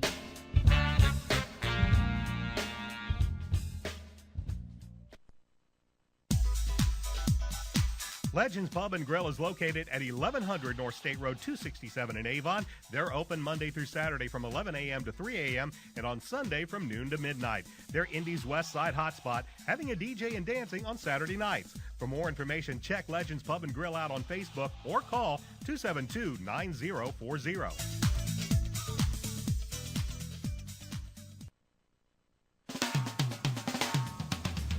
We'd like to say thanks to our friends at the Hendricks County Flyer that have helped make tonight's video webcast possible. Please check them out online as well as watch tonight's game at flyergroup.com. We'd also like to thank Citywide Paving for their support of Avon football and our Avon football broadcast this year. Motion 360 by Hendricks Regional Health provides care for the way you were meant to move. We care for every muscle, bone, and joint in your body to get you back to the activities you love. Get more information online at mymotion360.org. If you're a business owner, with or without employees, you're probably wondering about your payroll. Is it being prepared correctly? Are the right amount of taxes being taken out? What about child support, workman's comp, auditing, unemployment, Social Security, local taxes, payroll deductions? It can be a bit overwhelming, but we've got the answer for you. The Payroll Department Incorporated. We'll take care of all those payroll headaches and manage any unique deductions that apply to your company. We offer several ways to submit your payroll and provide you with customized timesheets for reporting. The Payroll Department Incorporated, located at 701 North Green Street in Brownsburg. McNamara Florist is Indy's hometown florist since 1954, with 8 convenient locations, including the new Avon store on Rockville Road. McNamara Florist is famous for our floral designs for all occasions that help our clients express their emotions through flowers. Visit McNamara Florist for outstanding personal service and to select from the renowned home decor merchandising, including stunning Christmas classics. McNamara Florist is located at 9655 East Highway 36 in Avon, and you can give them a call at 579-7900.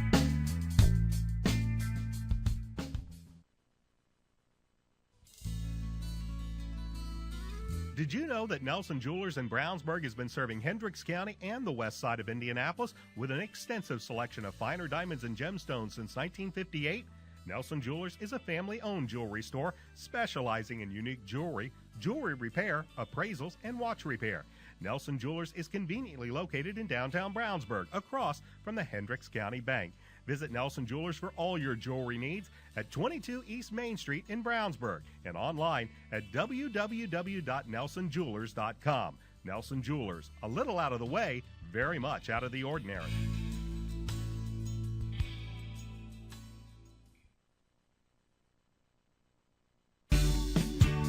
Since 1984, BMO Harris Bank has grown to become one of the largest banks in the Midwest, serving personal, commercial, and affluent customers. Located locally at 610 West Northfield Drive in Brownsburg, we thank them for their sponsorship of the Hendricks County Coaches Show. Brian Scott and Dave Shelbourne back with you at Hendricks Regional Health Stadium at Avon High School, where our score at the half is the Avon Orioles trailing the Fisher Tigers by the score of 10-9. This has been a game that defenses have been the rule here in this contest. Avon really shutting down this high-flying Fisher's Tigers offense, doing a nice job. The Tigers, well, it's really been turnovers that have led to their main lead, as it was a fumble by David Griffith on a punt that led to 7 points by the Tigers. Maurice Campbell running it in from 29 yards out. But the Orioles, they've played very well. They've gotten an interception. They've gotten a safety due to an intentional grounding in the end zone, and they've gotten a more touchdown pass from Brandon Peters The only other score, a field goal by the Tigers, and that's why they lead this game by the score of 10-9. And, Coach, we both said, I think, at the beginning of this game, this was going to be whoever could play the best defense. We knew the Tigers could score. The Orioles, well, they've shown they can move the ball. If not for maybe a mistake here and a turnover there, they could easily be leading this game. Well, you pull a couple of plays out, the first half, the fumble at the goal line and the fumble on the punt. And, Avon's played, not a perfect half. You never do that, but pretty darn close. I think the real key for me, and I'm sure for the coaching staff, is without a doubt this is the best they have looked all year. And, as a coach, what you're looking for constantly is improvement in your team. And, the offense is out there now. They're a little better balanced. David Shaw, despite the fumble, has given them a little bit of a kick on offense because he's running. The offensive line has kicked it up a little bit tonight. Brandon Peters' protection, I think, has been the best I've seen. One of the things we've marveled at the first 3 weeks is his ability to avoid the rush, and he has sidestepped the rush a number of times the first 3 games, but tonight his protection has been much better. Defensively, David Griffin's, he's everywhere. He's the spark. The front has played well. We've slowed down the run. We've slowed down the pass. We've given up a couple of first downs, but we've kept everything in front of us. And for the most part, the defense has more than stepped up. Even in maybe my wildest dreams, I hope they come out here and play well. But they have really, really, really, in all phases of the game, played extremely well. So I'd say right now, you're never happy to be down, but I think emotionally right now, the coaches in the locker room have to be happy. They've done a lot of good things. They've played physical football. They've taken away a little bit of bread and butter that that Fishers has. I'm sure Fishers is over there right now with a few doubts because there were probably some things they thought that they could come out here and get accomplished tonight. And right now, Avon's making it pretty tough for them to move the football. We talked about the Fishers' explosive offense. Connor Christensen and J-Shun Harris, well, they've been advertised. They've connected on several key plays, but probably the biggest thing is Avon's ability to stop the run in this contest. Fishers, they've had 2 backs. Maurice Campbell has done well he's got the 129-yard touchdown, but for the most part, Avon's done a pretty good job shutting down that Tiger rushing attack. Well, they have, and Coach Bombi has come in. He's got a couple different wrinkles here tonight. They're in a 3-man front sometimes, and when they do that, they're bringing that extra man to get to a 4-man front, but they're bringing him from both sides. They're bringing him up the middle. They've got David Griffin back there. He's spying a little bit. He's up on the line of scrimmage making plays. He's sitting in there reading the quarterback on a couple of plays. The linebackers and the defensive front have stayed on their feet. They're very active. They're running to the football, and just the intensity and enthusiasm that the defense are playing with tonight is very obvious, and it was very nice. We've got a great crowd here. We've always had a good fan base, but at the end of the half, here we're down 10-9, and as they're walking off the field into the locker room, they got a standing ovation out of the crowd. So I think the crowd, it's pretty obvious we're playing with a lot of heart tonight and a lot of enthusiasm, and if Fishers, and they're a great football team, but if they're the 11th ranked team in the state, we're playing with them toe to toe. You talked about the linebackers. That's something I think that the coaching staff is going to be very pleased with. They've really played well.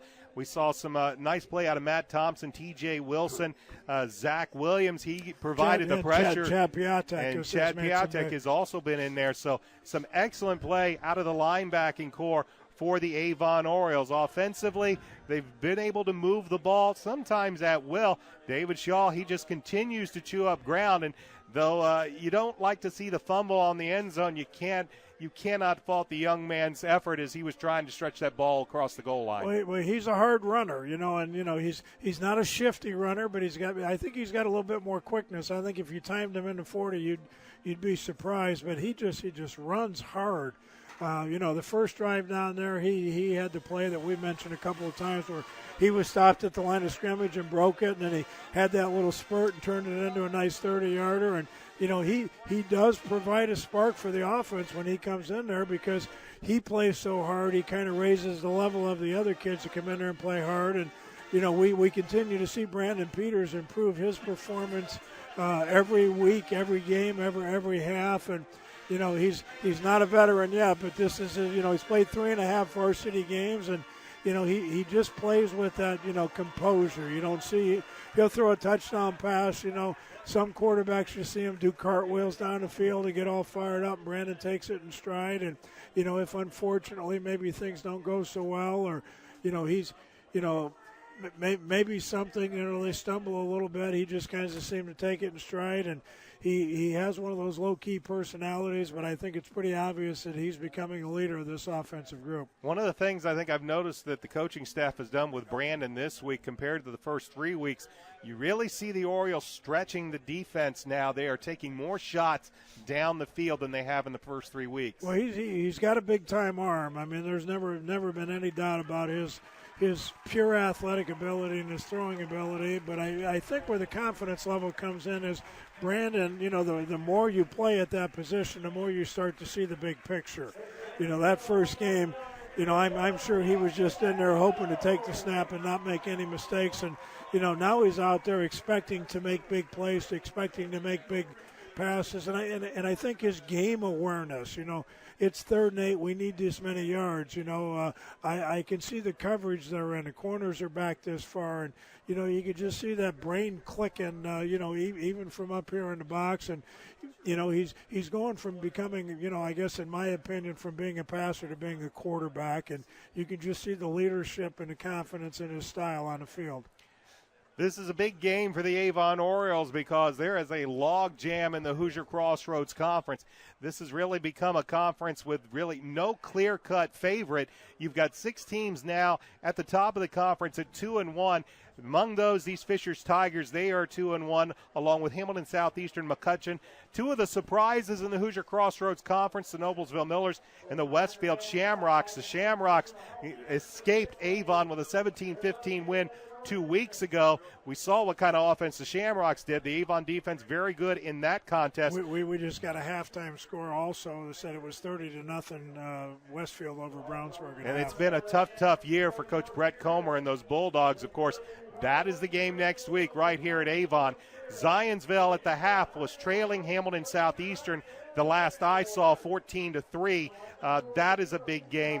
Of course, Avon's Fishers, we saw, as Coach said, Brownsburg trailing. Great job. The Orioles and the Bulldogs 1-2, as are the Lafayette Jefferson Broncos. And the Harrison Raiders, the only winless team. The Raiders working on a 29-game losing streak. It's going to be another tough year up at Harrison. Games up tonight, as we mentioned, Hamilton Southeastern is at Zionsville. Harrison is at McCutcheon. Lafayette Jefferson is at Noblesville. And the Shamrocks are at Brownsburg. That is our game next week as the Brownsburg Bulldogs make their trip into Avon to take on the Orioles. It's been a tough several weeks for head coach Brett Comer and the Bulldogs. They are pretty much starting over from scratch. They were starting a freshman quarterback. They haven't scored now in, I believe, 8 quarters. And that strong Bulldog offense that they have seen, they seem to have had the past several years, well, it's been nowhere to be found these past several weeks. And normally with a Brett Comer coach team, the offense, well, you're about as strong as your running back, but they always needed some passing. But it's always been a strong defensive team. This year, even the defense is letting them down. And if the Bulldogs are trailing 30-0 at the half, another tough night for Brownsburg. In the meantime, we are at 10-9 here at Avon as the teams make their way out to the field for second half warm-ups. We are going to take a quick timeout, and when we come back, second half kickoff coming up. This is Avon Oriole football on Audio Sports Online. Right now at all Avon and Brownsburg McDonald's, you can score a free medium fry and free medium drink with a purchase of any Quarter Pounder sandwich. This would include the new Quarter Pounder line of sandwiches as well. That's a free medium fry and drink with a purchase of any Quarter Pounder sandwich at all Avon and Brownsburg McDonald's, proud sponsors of the McDonald's Hendricks County Sports Show. Attention! This weekend is the last time you'll be able to visit Sweet Treats in Avon. They close down for remodeling starting Monday. They will reopen with a new name and a new menu on October 7th. Located at US 36 and Dan Jones, right behind CVS Pharmacy. Choose from their lunch menu, the Pub House Ale Battered Fish Combo, Philly Steak, or the Giant Tenderloin and Fries Combo, followed by a wide selection for dessert that includes ice cream and cupcakes. In a hurry? Use the drive-thru or call ahead at 272-0100. Sweet treats at US 36 and Dan Jones and Avon. Until Monday. Reynolds Body Shop is a proud sponsor of Avon football broadcast. They are conveniently located at 4325 West Washington Street in Indianapolis, just 4 stoplights east of 465. Their phone is 317-243-2372, and they are open Monday through Friday from 7:30 a.m. to 5 p.m. Reynolds has been family-owned and operated for 30 years, specializing in collision repair.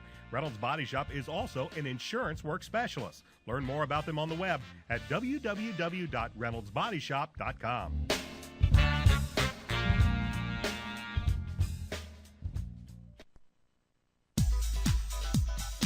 Legends Pub and Grill is located at 1100 North State Road 267 in Avon. They're open Monday through Saturday from 11 a.m. to 3 a.m. and on Sunday from noon to midnight. They're Indy's West Side hotspot, having a DJ and dancing on Saturday nights. For more information, check Legends Pub and Grill out on Facebook or call 272-9040.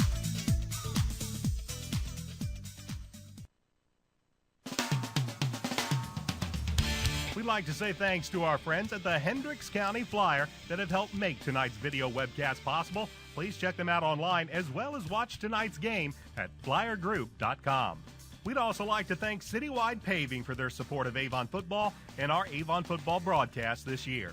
Motion 360 by Hendricks Regional Health provides care for the way you were meant to move. We care for every muscle, bone, and joint in your body to get you back to the activities you love. Get more information online at mymotion360.org. Along with the coach, Dave Shelbourne, I'm Brian Scott. We're about ready for second half kickoff here as the Orioles and the Tigers get ready to get the second half underway with Avon trailing Fishers 10-9. The Orioles will have the ball to begin the second half.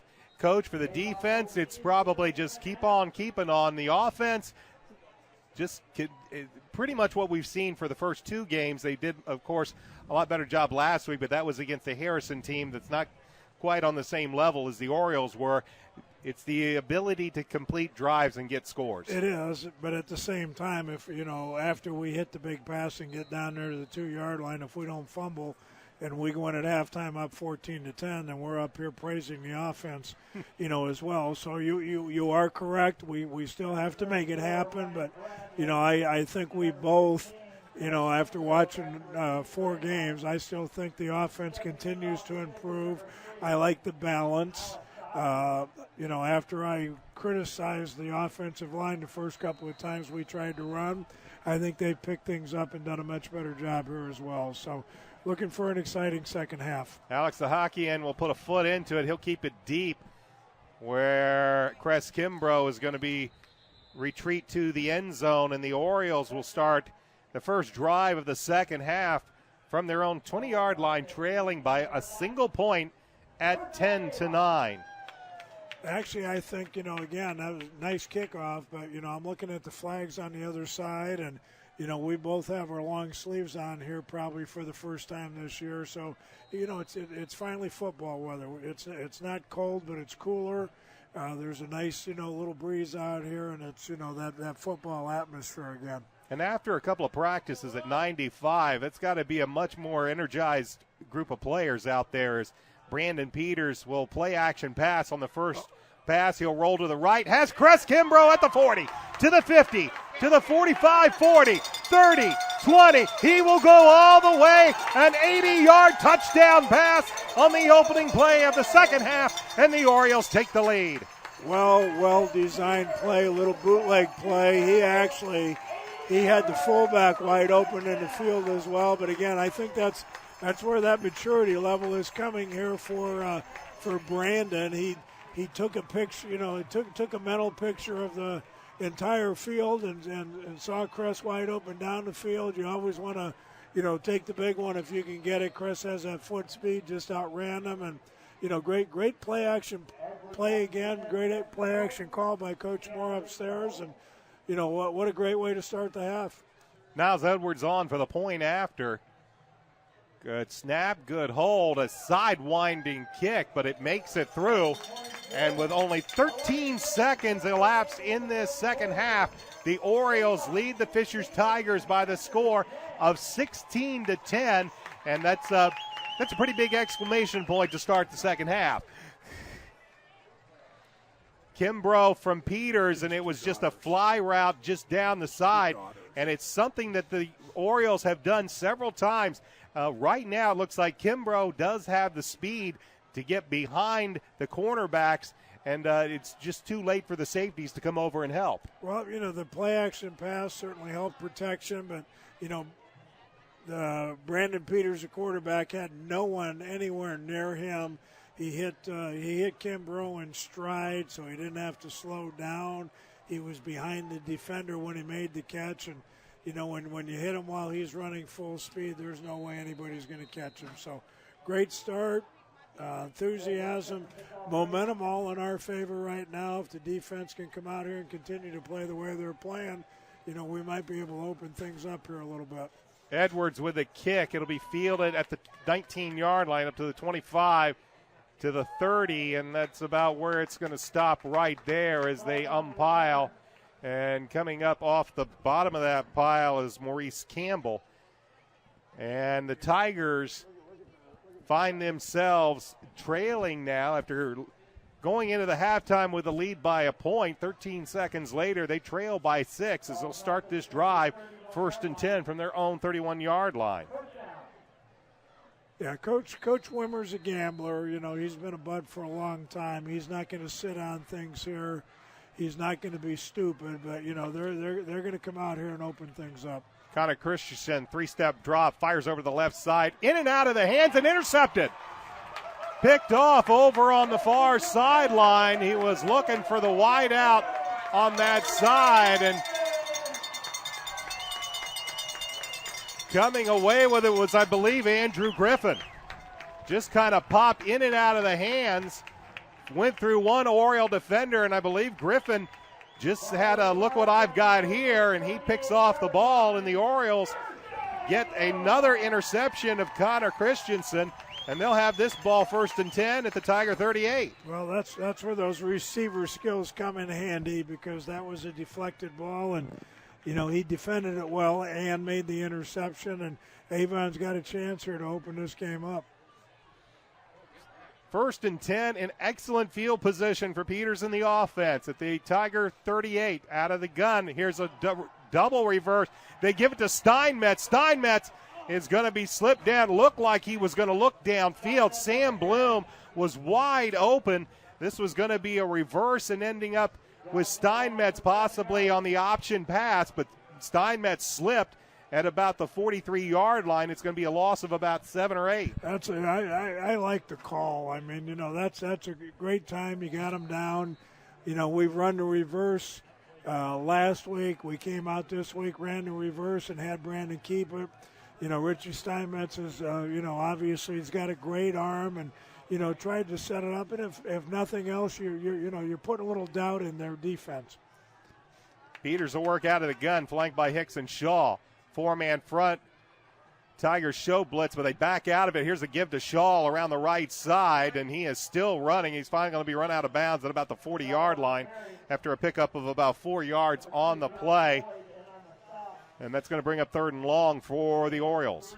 Yeah, unfortunately, right now we're heading in the direction that we're against the wind. So we would have to be probably at least a good 20 yards up the field to have a shot at a field goal here. So we've got 3rd and 13.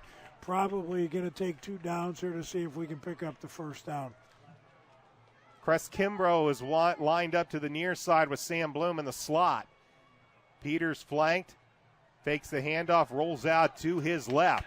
Looking, he'll run the ball, and he will just run out of bounds at about the 40-yard line. Good coverage downfield by the Tigers. It's only going to be a pickup of about a yard and it'll be 4th down and about 12. You know, again, that to me, that's a veteran play. You know, first game, I'm not too sure he would have made that wise decision. You know, he's running to his left. It's just not there. And instead of taking a chance, you know, and trying to make a big play, he made the smart play, ran it out of bounds. Hopefully here we're kicking from the 40. If we can punt it down in there and have good field position, let the defense continue to do what they've done all night long. Edwards with a little pooch punt, but it takes a tiger bounce and backs up as the 9-iron or the wedge backs that ball up to about the 19-yard line, and that's where the Tigers will have this possession. They have seen their last 2 drives end in Oriole picks. The last drive to end the first half and the first drive to begin the second half, both interceptions by Avon. And with 9:52 left in the third quarter, Avon has a 16-10 lead as Connor Christensen brings the offense back out onto the field. He'll take the snap. This time he will hand the ball off, and I believe that is Harvey Allen. And there will be very little running room for a yard up to about the 20. It'll be 2nd and 9. Well, Fisher's main blocking scheme is what you call zone blocking. They're just stepping in the direction of the play. They're trying to knock the defensive line off the ball, and our defensive line tonight is really coming off the ball, getting great penetration, disrupting the running lanes. You know, this is kind of a cutback play. You just hope to get movement, find that little running lane, and right now there just isn't any running lane because the defensive front's playing so well. 3 wideouts this time. Play action pass. Christensen, he goes deep. He's looking down the field, and the pass is complete on a nice grab by John Williams. Andrew Griffin was in coverage. Williams had to basically fall back for the ball, but he makes a fine catch in Oriole territory at the 45-yard line. He did, and again, you know, not really badly covered. You know, part of the, you know, what happened there is he had time to throw. Little play action fake allowed him to have a little extra time. He's experienced enough to let his receiver get that extra step and get open. He made a fine throw. Ball in Oriole territory at the 45-yard line. Christensen, 3-step drop, quick on throw. Gets it complete at the 39, down to the 35-yard line. Simeon Foster with the catch. David Griffith. And also in there looks like Mac Duffin trailing the play. It's a pickup of 9, 2nd and 1. Yeah, right now Fishers are starting to get into a little groove here, a little rhythm. So, you know, we're going to, you know, I wouldn't be surprised to see us blitz or do something here. You know, we need to come up with something here to get them out of their rhythm. 2nd and 1. They'll go with 3 wideouts. Play action pass, penalty flag on the play. Passes in and out of the hands of Foster, who was wide open at the Oriole 15-yard line. But this one looks like it's going to go against Fishers as the. Yeah, they were either moving or I believe possibly lined up in an illegal formation. They were having some trouble with their wide receivers deciding whether they were on or off the line of scrimmage. Well, Tigers already marching themselves about 5 yards back. But Christensen had a wide open Simeon Foster as he snuck in between the Oriole defenders. And now they're going to wave off the flag. This is the second time we've seen them wave off a flag. And it will still be 3rd down, but instead of 3rd and a long 5, it's going to be 3rd and a very short half yard to go. I'm not sure what the call was going to be, but to be honest with you, as a former head coach, I applaud the fact that they got together and made what they feel was a correct call. Christensen will just keep it himself and plow ahead for a yard as he goes over his big off center, 5'11", 212-pound senior Charlie Chang and 221-pound junior Matt Halfley over on the right side, and he gets the 1.5 yards to give the Tigers a fresh set of downs at the Oriole 31-yard line with 7:58 left to go third quarter. Orioles up 16-10. 3 wideouts as the Orioles put a 3-man front. Connor Christensen under center.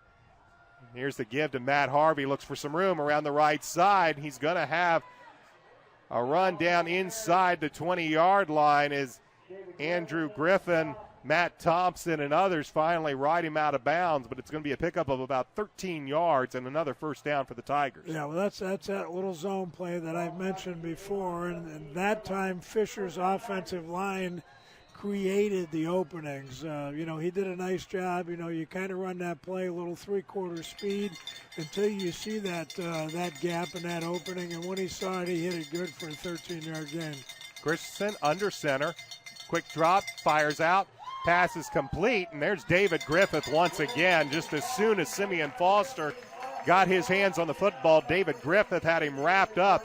It's still going to be a pickup of 2, but that's all for the Tigers. He's playing deep enough. They think they can get the ball there, but I don't think they really understand, and you think they would by now, his closing speed.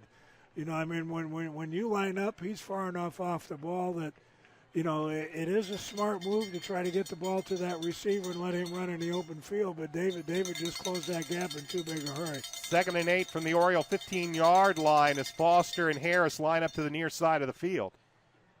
Here's a give to Harvey. This time he will go right up the middle, elude one Oriole, and he's going to run it in from 15 yards out. And the Tigers have tied this game at 16 and can take the lead pending the point after. Well, for the first time all night, they put together almost a flawless series. They came out, mixed it up, didn't have any negative plays. That time their offensive line definitely dominated the line of scrimmage. They gave Christensen time to make that long throw. They made the big catch. They came out, and again, just kind of basic football, inside zone plays, 13-yard gain, and that time, about a 20-yarder, he was untouched for the touchdown. Big point after for the Tigers as Sahakian puts a foot into it. Point after is good, and with 6:39 left to go here in the third quarter, the Tigers retake the lead. They lead the Orioles 17-16. Back with a kickoff after this. This is Oriole football on Audio Sports Online.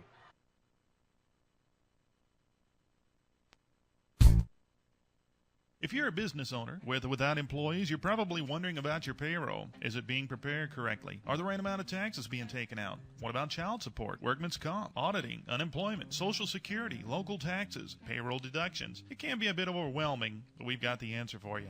The Payroll Department Incorporated. We'll take care of all those payroll headaches and manage any unique deductions that apply to your company. We offer several ways to submit your payroll and provide you with customized timesheets for reporting. The Payroll Department Incorporated, located at 701 North Green Street in Brownsburg.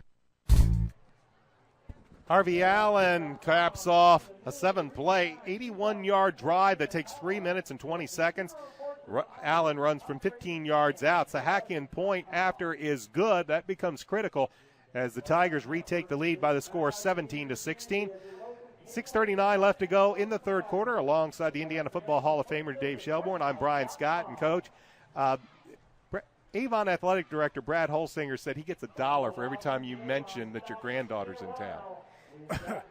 Well, I probably should be more. Actually, she's not now. She came in last night, and we're headed over to Peoria, Illinois for the weekend, and that's where she is. But yes, I'm a proud grandpa. My granddaughter Brent is an absolute sweetheart, and fortunately for my wife and I, my other son Scott up in Chicago and his wife Emily have twins on the way here in late January. So, I don't do it full time. I golf with my other buddy over here sitting next to us, Eric Hoagland, a little bit more often than I used to. I miss football and the camaraderie, and obviously still have a love for the game, but I am enjoying my time away after 42 years of coaching football. So it's been good. It was a fun career, and I am enjoying being a grandpa. Well, we're enjoying having you on the broadcast, and congratulations on grandchildren and grandchildren to come. Meanwhile, we want to see the Orioles get some good field position on this kickoff as Sahakian puts a foot into it. He'll kick it deep, and this time the Orioles will just watch this one sail into the end zone for a touchback. Orioles now trail by a point with 6:39 left to go in this third quarter. The score, Fisher's leading 17-16, and the Oriole offense comes back onto the field after watching the Tigers have really what was their best drive of the football game. to retake the lead. Now we'll see if the Orioles can return the favor. Yeah, we'll have to answer. This looks like one of those games that, it's going to come down to the wire. The good news is we'll have the win the fourth quarter. Peters under center with an eye backfield. He'll take the snap, give it to Shaw. Shaw, nice cutback, but he's going to get only a couple of yards. It's about the second time we've seen Peters. Looks like he gets a little tripped up by his center, Jake Higginbotham, going back, and it delays that handoff just a fraction of a second. Yeah, it did not look smooth. Guessing game, chess game, whatever you want to call it. Fisher's normally a 7-man front, 4-3 team. First down that time came out in a 5-3 front expecting to run. Good call by their defense. That's why you see that play action and you see offensive mixing things up. Looks like that's what we're going to do. We're in shotgun here. Bloom in motion to the near side. Pressure comes. Peters eludes it, and he runs to the right side, to the 20, 25, up to the 30, 35, and out of bounds at the 38-yard line. A pickup of about 17 yards and a first down. We haven't seen Brandon Peters move too much. He's been a quarterback that always keeps his eyes downfield, but the pressure came from the near side, and that left it wide open on that far sideline. Well, I'd like to say there's drills to teach that, but that's just athletic ability. Tried to be a rollout to the left, wasn't there. Big opening. He took what he had. He turned it on, got what he could, and very wisely stepped out of bounds. And Avon's picked up the first down, and we keep moving the chains. Ball just outside the Oriole 35-yard line as Peters will stay this time in the gun, looking over a 4-man front. Drops back, pressure comes. Here comes the pressure, and this time Peters with nowhere to go, as I believe Tyrone Neely came in to make the tackle for the Orioles. Pressure came from all sorts of directions, and Brandon looking to step up or step out or get the ball away and simply didn't have any time to do anything. Well, defensively, they did a very nice job. Again, as a head coach, you'll hear me say things about contain and pursuit and that type of thing. The thing that they did much better that time than they did to play before is they kept Brandon inside the pocket. When he had to step up, they had another rusher coming inside. It looks bad from the stands, but he wisely didn't turn the ball over. Here's David Shaw up the middle to the 40, to the 43-yard line. After Peters loses 13 yards on the sack, Shaw gains over 20 yards to make it third and manageable. As the ball will go to the Oriole 43-yard line, it will be third down and about 4 yards to go. He's quick. Again, I don't think people really realize he's not as shifty. He's not one of those kind of guys that's going to, if he makes you miss in the open field, it's either because he runs past you or runs over you. But he's got a little quickness. He hit that hole in a hurry, got into the secondary before they know how to react. Play clock was winding down, and Coach Mark Bless on a very critical 3rd down and 4 elects to take a timeout with 4:19 left to go in the third quarter. It'll be 3rd and 4 for the Orioles. They trail the Tigers 17-16. Back in a moment. This is Oriole football on Audio Sports Online. McNamara Florist is Indy's hometown florist since 1954, with 8 convenient locations, including the new Avon store on Rockville Road. McNamara Florist is famous for our floral designs for all occasions that help our clients express their emotions through flowers. Visit McNamara Florist for outstanding personal service and to select from the renowned home decor merchandising, including stunning Christmas classics.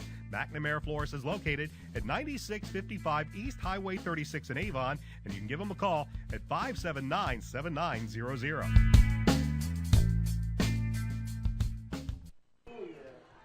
Along with the coach, Dave Shelbourne, I'm Brian Scott. 4:19 left to go, third quarter. And the Orioles trail the Tigers 17-16. They have a 3rd and 4. Play clock was winding down, and Coach Mark Bless, realizing that the Orioles weren't going to get the playoff, he calls his first of 3 timeouts on a very critical 3rd and 4. They will line up in an eye behind Brandon Peters. Tigers showing blitz. Gives to Shaw. Shaw finds a hole up the middle to the 50, to the 45, to the 40, 45 down to the 30-yard line before he is finally ridden out of bounds by Maurice Campbell. The Tigers looked like they were shooting the blitz to stop the run up the middle, but Shaw still hit the hold and runs for a big gain. Well, and I think the key thing you just said is he hit the hole. There was a hole. Our offensive line that time, critical 3rd and 4 situation. We're running a basic ISO play. They knocked him off the ball, got a good lead block. David Shaw hit it full speed. We've got an illegal substitution. Illegal substitution by the Orioles, as likely too many men in the huddle. As soon as they broke the huddle, the flag came flying from the referee, and that's a big 5-yard penalty against the Orioles to drop them back to the Tiger 33-yard line, where it'll be 1st and 15. They'll break the huddle with Kimbrough and Bloom going to the far side. Cole Rightly is in as a wide out near side. Matt Moore, tight end right.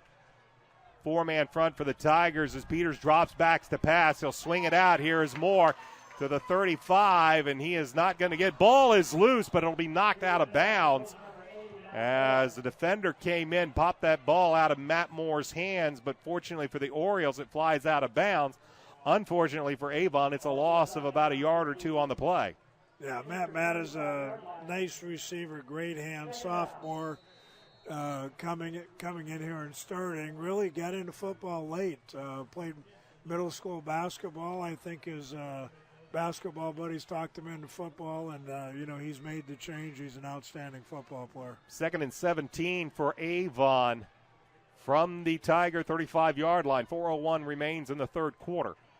Here's a delay given to Taiwan Johnson. Eludes 2 tacklers down to the 30 and down to about the 26-yard line. It's going to be a pickup of about 8 on the play. Johnson, with some quickness, eluded 2 Tiger defenders and picks up a good chunk to make this 3rd and about 8. Good job play calling here. I think Eric Moore upstairs does a lot of the calls. Coach Bless, obviously, make the final call on the field, but they're mixing things up. They're running the ball a little bit. They're changing formations. Some of the things that we praised Fishers for earlier with their offense, Avon's doing with theirs. 3 wideouts in the pattern. Low snap. Peters bends down, gets a good protection, fires downfield.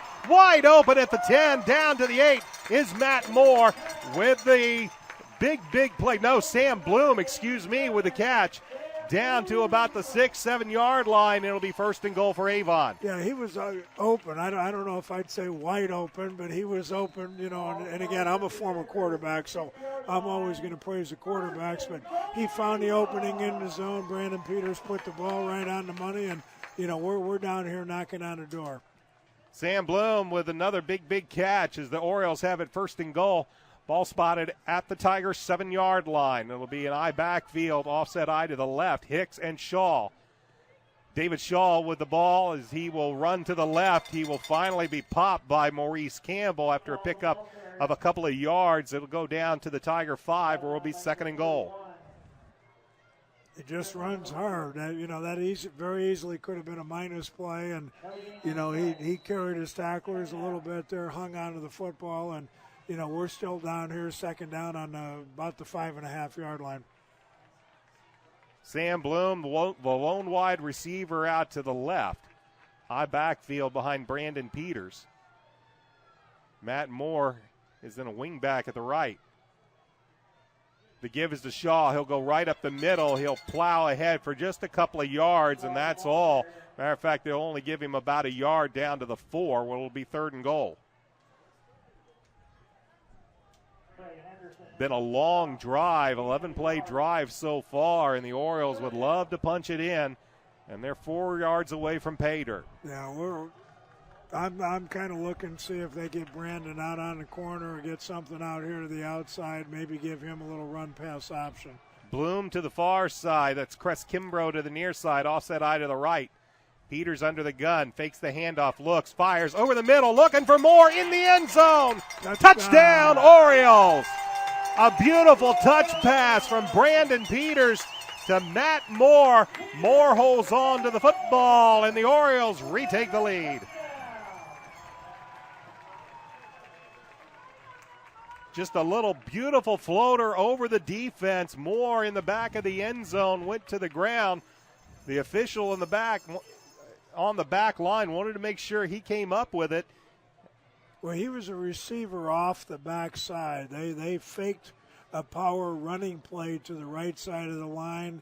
Matt was the backside receiver, tight end, kind of dragged across when the linebackers bit up on the fake, and here's Avon going for two. They'll go for two as Peters goes, swings it out right side, in and out of the hands. Tywan Johnson had a clear shot to the corner, and I think Tywan saw that corner and forgot to bring the football with him. It bounces off of his chest, and the Orioles will still have the lead at 22-7, a minute 27 left to go in the third quarter. Back with a kickoff after this. This is Oriole Football on AudioSportsOnline.net.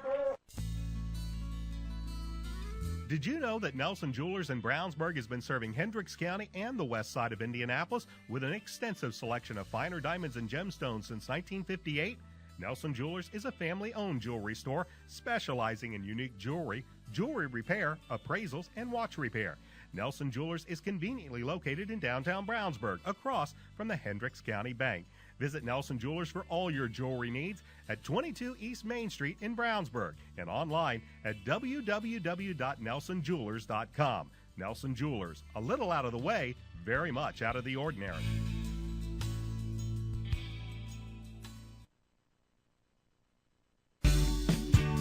Since 1984, BMO Harris Bank has grown to become one of the largest banks in the Midwest, serving personal, commercial, and affluent customers. Located locally at 610 West Northfield Drive in Brownsburg, we thank them for their sponsorship of the Hendricks County Coaches Show. Avon gets a 4-yard touchdown pass from Brandon Peters to Matt Moore. The 2-point try is no good, but the Orioles retake the lead 22-17 with a minute 27 left to go in the third quarter. And, Coach, you can't really ask for a much more fun and exciting football game than what we've got so far tonight. Typical Hoosier Crossroads Conference. You know, I'd mentioned past history with Fishers. These are the kind of games we seem to have with them. Great for the fans, bad for the coaches. You know, lots of scoring, lots of excitement, lots of big plays. Our crowd's really getting into it. And I really like the way our kids are playing tonight. They're having fun. They're playing with some enthusiasm. You can just kind of see that on the field and on the sidelines. And, you know, they're into this game right now. Now's Edwards set to kick this ball away. As Jeremy Chin also gets back for the kick return. The ball will be taken at the 13. Coming to the 20, to the 25. Trying to come out to the near side. Still plugging along and finally drugged down at about the 30-yard line, I believe, was Michael Folta. We'll see what happens after they unpiled. Fisher's one of the few teams you see putting 3 safeties back. Actually, that is with the return is Simeon Foster, and he will give the Tigers field position at their own 30-yard line, where they will start this drive with a minute 18 left to go in the third quarter, trailing by 5 at 22-17. So the Orioles answered the Tigers' drive. Now for head coach Rick Wimmer and Connor Christensen, they're going to see if they can match the Orioles. Here's the give to Harvey Allen, and he's going nowhere. It's all he's going to do is run into big 6'4", 255-pound senior defensive tackle Mac Duffin for no gain. Mac is a big-time player headed to Miami of Ohio next year. His older brother Drew, who played for me, was a 3-year starter. Had an outstanding career as a defensive lineman up at Ball State, and Mac is certainly following in his footsteps and playing very, very well. Crowd really getting into it. We can feel the press box shake as they yell defense on this 2nd and 10. Under 38 seconds left to go. Quick pass caught at the 40-yard line, and with the catch is John Williams, as he is going to pick up about 20 yards on the play into Oriole territory at the 49-yard line. You know, again, great throw, great catch, well defended, but the timing was good. You could tell he's an experienced quarterback. He knew exactly where to throw that ball and when to throw it. So 1st and 10 Tigers as the clock runs under 25 seconds remaining in the quarter. They're in Oriole territory at the 49-yard line as Connor Christensen bends under center. Fakes the handoff, looks downfield, good protection, fires, has a man wide open, and the catch is incomplete as the pass intended for J-Shun Harris, Gabe Laxtons, and Ryan Bradley, and Bradley loses his helmet. He's going to have to come out for a play. Harris wide open on a fly route down the side. Ball just a little bit overthrown. That allowed the Oriole defenders to come back and make a play and break up the pass. Well, that's, that appears to be the way they're trying to play it tonight. We're trying to play a little tighter on the receivers with safety help over the top. And even though he does have that little gap, from an offensive point of view, that's the area you want to attack. But defensively, if you're playing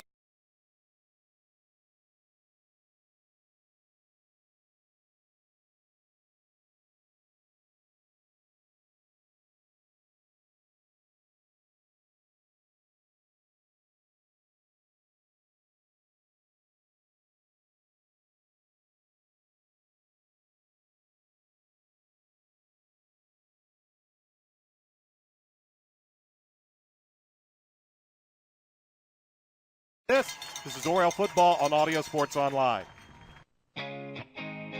Right now at all Avon and Brownsburg McDonald's, you can score a free medium fry and free medium drink with a purchase of any Quarter Pounder sandwich. This would include the new Quarter Pounder line of sandwiches as well. That's a free medium fry and drink with a purchase of any Quarter Pounder sandwich at all Avon and Brownsburg McDonald's, proud sponsors of the McDonald's Hendricks County Sports Show. Attention! This weekend is the last time you'll be able to visit Sweet Treats in Avon. They close down for remodeling starting Monday. They will reopen with a new name and a new menu on October 7th. Located at US 36 and Dan Jones, right behind CVS Pharmacy. Choose from their lunch menu, the Pub House Ale Battered Fish Combo, Philly Steak, or the Giant Tenderloin and Fries Combo, followed by a wide selection for dessert that includes ice cream and cupcakes. In a hurry? Use the drive-thru or call ahead at 272-0100. Sweet Treats at US 36 and Dan Jones in Avon. Until Monday. Reynolds Body Shop is a proud sponsor of Avon Football Broadcast. They are conveniently located at 4325 West Washington Street in Indianapolis, just 4 stoplights east of 465. Their phone is 317-243-2372, and they are open Monday through Friday from 7:30 a.m. to 5 p.m. Reynolds has been family-owned and operated for 30 years, specializing in collision repair. Reynolds Body Shop is also an insurance work specialist. Learn more about them on the web at www.reynoldsbodyshop.com.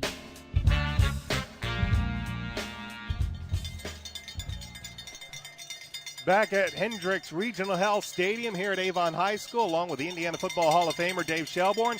I'm Brian Scott. Fourth quarter action ready to begin with the Orioles up 22-17 and looking to stop the Tigers here on a 3rd and 5 from the Oriole 44-yard line as we switch ends. Connor Christensen back under center, 3-strap job, gets pressure, rolls out, fires over the middle. Pass is complete at the 32-yard line. J-Shun Harris. Good presence of mind by the quarterback of the Tigers, Connor Christensen. Didn't get rattled by the pressure and finds Harris coming across the middle. It was really better than you think because they had been hitting us with the little short passes. Coach Bombi very wisely went to a man-to-man coverage. So, when he took the snap, he was looking for that little pass, and it's not there, and he just pulled the ball in, waited till a receiver broke open, and hit him for the big first down. So 1st and 10 as the Tigers now at the Oriole 29-yard line. Drop back by Christensen, fires, gets pressure, and he's brought down. Pass will be incomplete.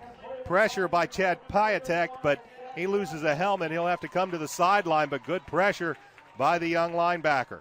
Yeah, Avon is very active tonight defensively. This is might be the cool weather, might be the fact that it's a big game, might be the fact that, there's a lot of coverage and, good fan base here tonight, but they've played with enthusiasm and intensity from the beginning of the game until the fourth quarter.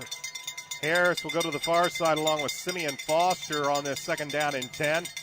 They'll look over a 4-man Oriole front. Christensen drops back, steps up, fires, Fumble. knocked out from Fumble. behind. Ball is loose, and they'll say the Orioles have it.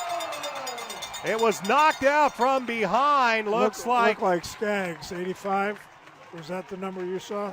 Looks like Chad Skaggs from these defensive end came by, poked the ball away, and this time it's the Orioles on the receiving end of a Tiger turnover. They have the ball 1st and 10, up by 5 with 11:23 left to go in the game. Well, you always tell the kids if you play hard, good things will happen, and I think that's very obvious tonight. The defense just continues to go, and they made that big play happen, and now Avon's got a chance to go up a couple scores. Brandon Peters in a tight formation. He'll give it to David Shaw. Shaw looks for some room but finds nothing as he's going to be brought down.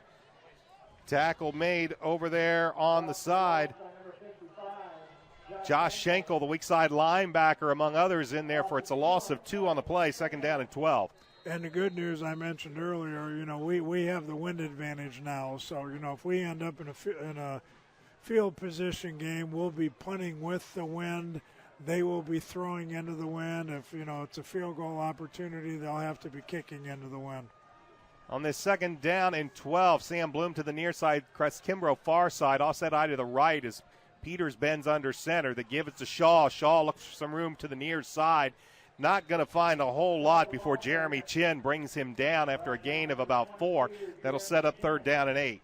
Well, that's 4 yards, and he was tackled. Or could have been tackled for -2 because they scraped the linebacker to the outside that had a clean shot at him. And, David just basically ran him over, broke the tackle, and, picked up 4 yards on a play that could have been -2. Big 3rd down and 8 for Avon as Cole Rightly goes to the far side. He'll be joined by Sam Bloom in the slot. Crest Kimbrough is to the near side. They'll have Tywan Johnson to the left of Brandon Peters out of the gun. Peters takes the snap, looks, gets some pressure, gets a nice block, has the football, but he's going to be brought down as good defense as Josh Schenkel once again in on the tackle. It's a loss back to the 23-yard line, and the Orioles will be forced to punt. Good defense by them, good coverage by them, and again, it doesn't always look that way from the stands, but very wisely, we'll just hang on to the football. We've got a good punter, we'll cover, defense plays well, and hopefully we'll get some good field position here. Coach, you were mentioning the wind. Tigers, the 2 Tigers back deep are pretty shallow. We'll see if Niles can get one in, but he shanks this one. He sure did. Boy, he got this one off of the side of his foot. And the Tigers are going to have excellent field position as they continue to mark this inside the 40 to the 37-yard line. I was mentioning, the coach was talking about the wind. I thought the twin safeties for the Tigers were playing rather set up rather shallow, but in the end, this one goes off of the sides of Edwards' foot, and the Tigers have excellent field position at the Oriole 37-yard line. Yeah, maybe they knew something we didn't know. 22-17, that's our score here in the 3rd quarter. Avon has the lead, but the Tigers have the field position to begin this drive as they'll send 3 wideouts as Connor Christensen bends under center. He'll give to the tailback. Bouncing it outside is Maurice Campbell, and Gabe Laxton's, among others, will bring him down after a gain to the 30-yard line. Laxton's in there, also Mac Duffin to ride him out of bounds, but it's to pick up a 7. Yeah, he runs that play awfully well. Nice little control runner, hits it in off tackle, which is the aiming point, bounced it to the outside when it wasn't there, and, picked up 8 yards on 1st down. 2nd and 3 for the Tigers. Christensen fakes the handoff. No, gives it to Campbell. Campbell off to the right side, and he's going to gain a yard or 2, but he may be shy of the 1st down.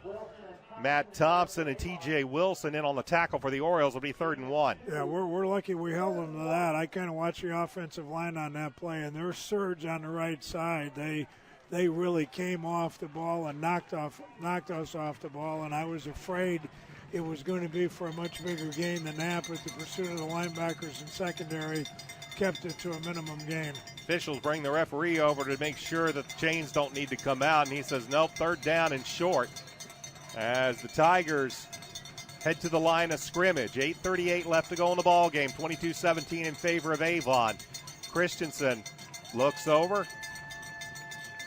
Maybe trying to get Avon to jump offside. Now snaps the ball. They give it to Campbell. Campbell cuts it inside, eludes one tackler, and he'll go down to about the 20-yard line before, I believe, Matt Thompson and brings him down, but not before the Tigers pick up the first down at the Oriole 20. Yeah, unfortunately, right now their offensive line has kicked it up a little bit. There's line surge, and I mentioned the zone blocking scheme that Fishers likes to use. And earlier we were getting a little penetration and getting into the backfield, but right now Fishers is coming off the ball, creating some seams. Their running back is doing a nice job finding the openings. 3 wideouts. Williams to the far side, Foster and J-Shun Harris, but the give is up the middle. I believe that is Campbell, Maurice Campbell with the carry. He's only going to pick up a couple of yards, but he'll get it inside the Oriole 20, down to about the 19-yard line. Well, that's, defensively, the goal on first down is to keep them under 4 yards. Last time we gave up 8 yards on first down. This time we gave up 2. So you want to get them off schedule. If we can do the same thing here and force them into third and long, then the defense has done their job. They've spotted the ball at the 18. That'll bring up second down and 8 for the Tigers. Again, a 3 wide-out look. Christensen back to pass. Looks, fires, looking in the end zone, looking for Williams. Williams, jump ball, and he brings it down for the Tiger touchdown. He was in coverage with Andrew Griffin. Griffin at 6 foot, John Williams 6'1", and Williams simply out-jumped the defender to get the touchdown. Not badly covered. Very athletic play by the receiver. Just, little minor league play action run there, but Fishers has been running the football successfully enough, to get the defense to bite on that fake, and it provided him with a little bit more time to let the receiver get downfield, and he made a fine throw and a fine catch. It's this time, it's the Tigers' turn to go for 2. They're up by 1. They'll go to a 4 wide out look this time for the 2-point try and a quick fade route. They're looking for Williams again, and a penalty flag as it was Williams and Andrew Griffin once again locked up. That was just a simple little fade to the corner, trying to throw it up high, and they'll get Andrew for the push. So locked in man-to-man coverage, you really, in that kind of coverage, you have no idea where the ball is. You really have to count on the rest of your linebackers and linemen. They need to be yelling, screaming, ball, ball, ball when the ball is released so you can snap your head back around and find the ball. That time, unfortunately, he really didn't have any idea where the ball was, and he did get caught for the push-off. This time it's a 3 wide out look for the 2-point try. Christensen gives it and brought down immediately as Campbell was smacked at the point of attack, and the 2-point try is no good. Well, we fooled them because, I think we had that penalty on purpose, so they'd have to run the football, and we had a better defense for the running play than obviously we did for the passing play. But that's a big play. Big momentum switch. They took the ball down there and scored on us, but hopefully that stop on the extra point is going to kick us into gear here and get the offense going and come back down and score. 7:18 remains in this fourth quarter. The Tigers retake the lead. They lead the Orioles 23-22. Back with a kickoff after this. This is Oriole football on ASO.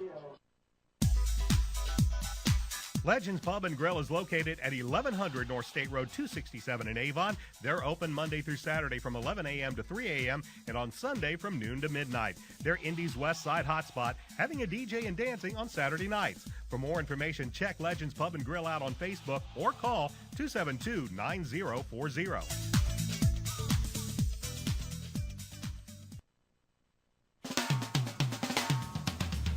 We'd like to say thanks to our friends at the Hendricks County Flyer that have helped make tonight's video webcast possible. Please check them out online as well as watch tonight's game at flyergroup.com.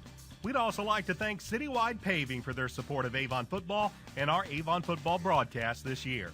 Motion 360 by Hendricks Regional Health provides care for the way you were meant to move. We care for every muscle, bone, and joint in your body to get you back to the activities you love.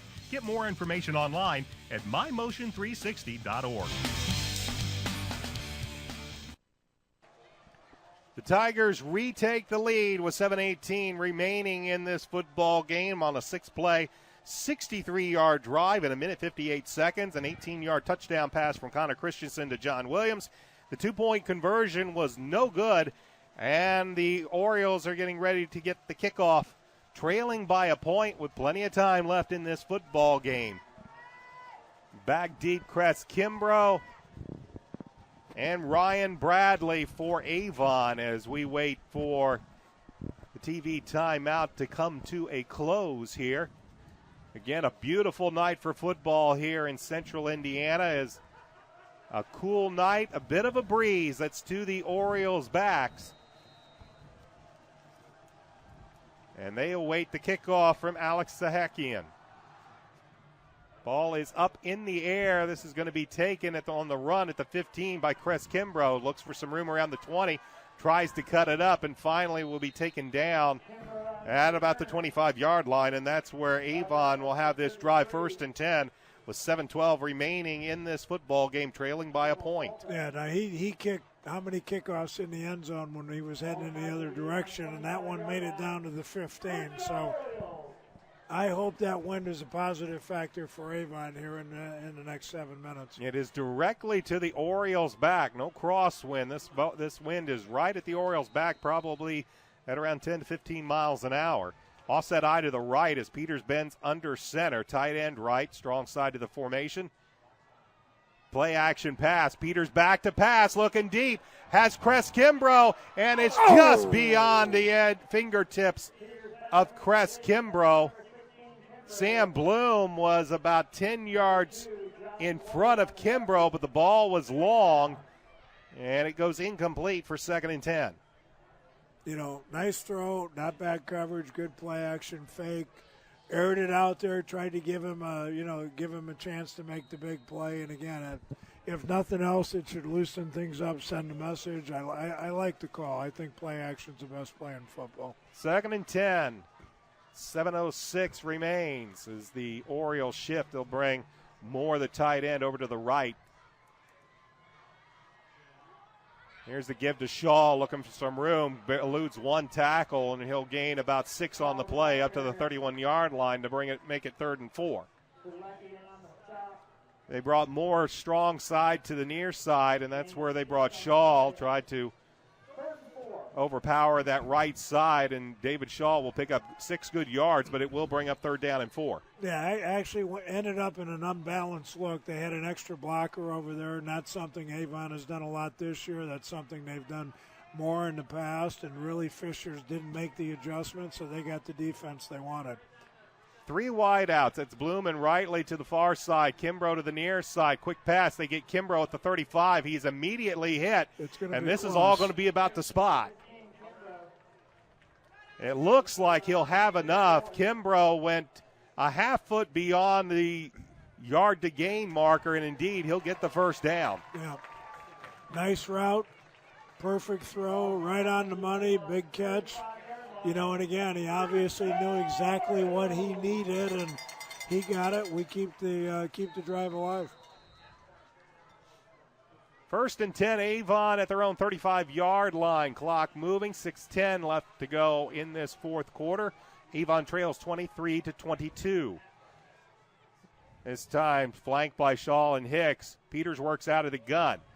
Takes a snap, looking, firing deep. Kimbrough at the 30, and it will be just overthrown all the way back. Penalty flag, though, back at the 28, back where the pass was made, but it's holding against Avon. Well, the last 2 passes deep down the field have been just long, and that might be something where the wind's also getting that ball while it's up in the air and pushing it just a little farther than where Peters wants to put it. But the holding penalty would have made it all for naught anyway. Well, that's where you want it. You want to air it out there a little bit where the receiver's got a chance to to run under the ball. And, that ball, I think, probably was about 60 yards in the air. Nice route by, Kimbrough. He did run right by his guy, and, maybe we got a little extra help because the protection was pretty good. Kimbrough has shown that he's been able to outrun most of the Tigers' secondary all night long. And now it'll be 1st and 27. Here's a fire down the middle, looking for Sam Bloom, but Peters led him just a little bit too much. Bloom was open at about the 35-yard line, but it'll fall incomplete. It'll be 2nd down. Yeah, good drop by the Fishers linebacker. He got underneath the route just enough, kind of like putting a hand in a basketball shooter's face. Even if you don't block it, it's a little distracting, and I think the drop of the linebacker was enough to, just make that a little bit tougher completion than it maybe needed to be. 2nd down, 27 yards to go. Orioles have to get the ball to the 45-yard line to get a 1st down. Peters out of the gun. 3 wide receivers in the formation. Peters takes the snap. Good blocking. He'll swing it out. He'll have Bloom at the 20-yard line looking for some type of room, and Sam will take it up beyond the 25 to near the 26-yard line, and it'll bring up 3rd and long. Just trying to get Sam Bloom into space, see if he can create something, but the Tiger defense collapsed quickly, and it'll bring up 3rd down and very long, about 19 yards to go. Well, Fisher's very wisely, we had 3rd and 30 or 2nd and 30. They took away the deep route and gave up the short one. They did what they're supposed to do. They gave up the completion, ran up and made the tackle, and yes, we got some yards, but we're still stuck here with a 3rd and 20. Clock approaching the 5-minute mark left to go in the football game as Peters has a 3-wide set. He comes, they'll get pressure from the ends, looks, finally just has to go out of bounds as he had nobody open down the field, and pressure coming from his right. He'll pick up about 4 or 5 yards, but nowhere near close enough for the 1st down, and Niles Edwards will be on the punt. And with this wind at his back, Coach Bless hoping that Niles gets a little bit better punt than he did the last time when he got one off the side of his foot. He'd like to pin the Tigers deep. Well, we're down to crunch time. We're going to have to make some plays. He's going to have a good punt. We're going to have great coverage. Our defense is going to have to come out and do the kind of job they've done most of the night and put us in a 3 and out and give the offense back the ball with a chance to score.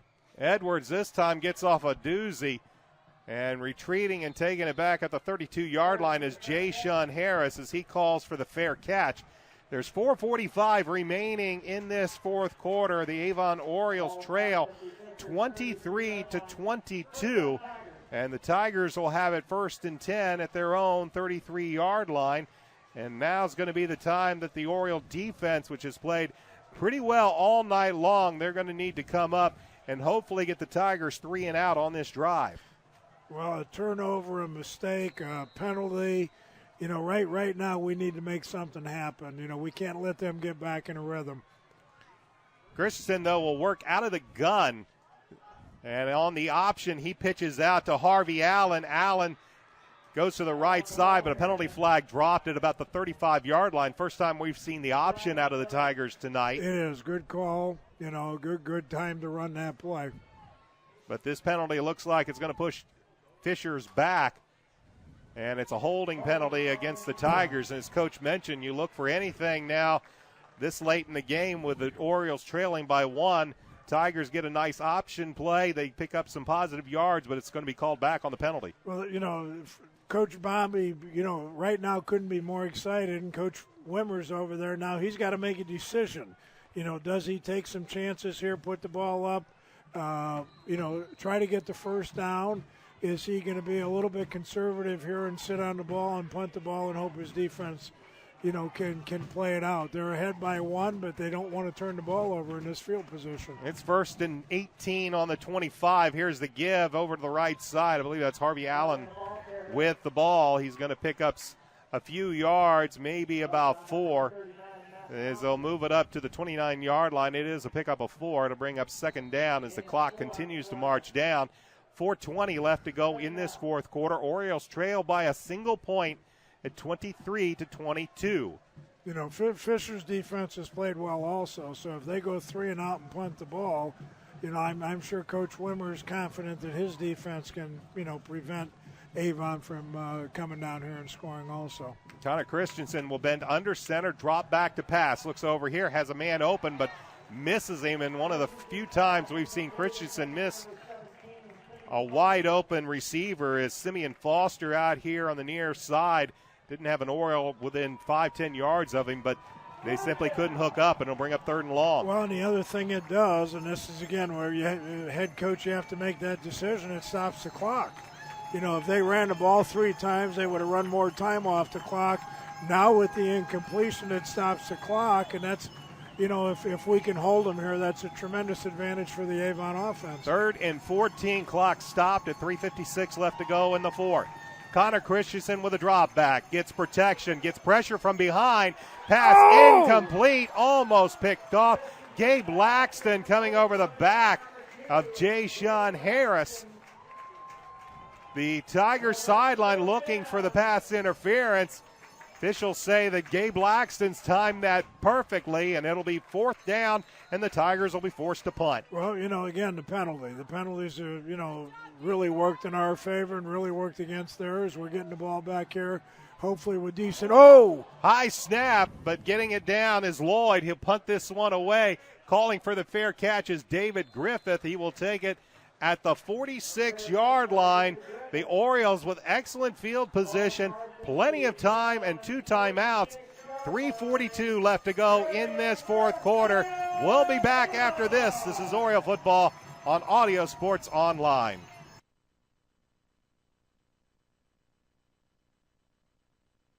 If you're a business owner, with or without employees, you're probably wondering about your payroll. Is it being prepared correctly? Are the right amount of taxes being taken out? What about child support, workman's comp, auditing, unemployment, Social Security, local taxes, payroll deductions? It can be a bit overwhelming, but we've got the answer for you. The Payroll Department Incorporated. We'll take care of all those payroll headaches and manage any unique deductions that apply to your company. We offer several ways to submit your payroll and provide you with customized timesheets for reporting. The Payroll Department Incorporated, located at 701 North Green Street in Brownsburg. Back at Hendricks Regional Health Stadium at Avon High School, along with the coach Dave Shelbourne, I'm Brian Scott. The Orioles will have the ball 1st and 10 from their own 46-yard line, trailing the Tigers 23-22. A hard-fought game on both sides. Fairly well played. You're going to have some turnovers in a hard-hitting, hard-fought game like this.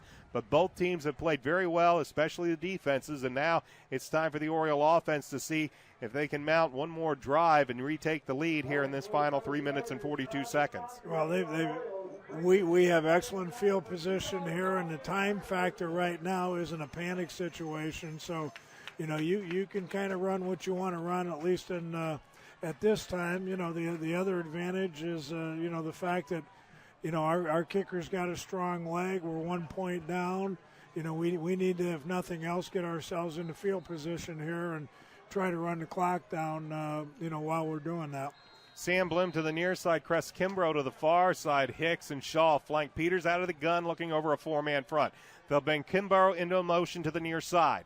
Here's the snap. Rolling to his right now, firing, has a screen set up. Here's Moore to the 50, to the 45, and a 1st down inside Tiger. Well, they're going to say he stepped out at the 45. He's going to be a yard short of the 1st down, but they bring Kimbrough in motion to the near side, set up the screen to the far side, and they pick up 9 on the first play. You know, again, nice call that they set up, 2 quarters ago. They ran the motion before and ran both the wide receivers to the field, up the sidelines, and went deep. This time they took it back to the weak side on the screen and, you know, picked up 9 yards on 1st down. Hicks and Shaw and I behind Peters this time on 2nd and 1. They give us to David Shaw. He'll plow right through the middle for the 40, 45, 30, and still trucking on down inside the 30, and a late penalty flag. This looks like it's going to be a face mask against the Tigers to tack on more yardage after the run.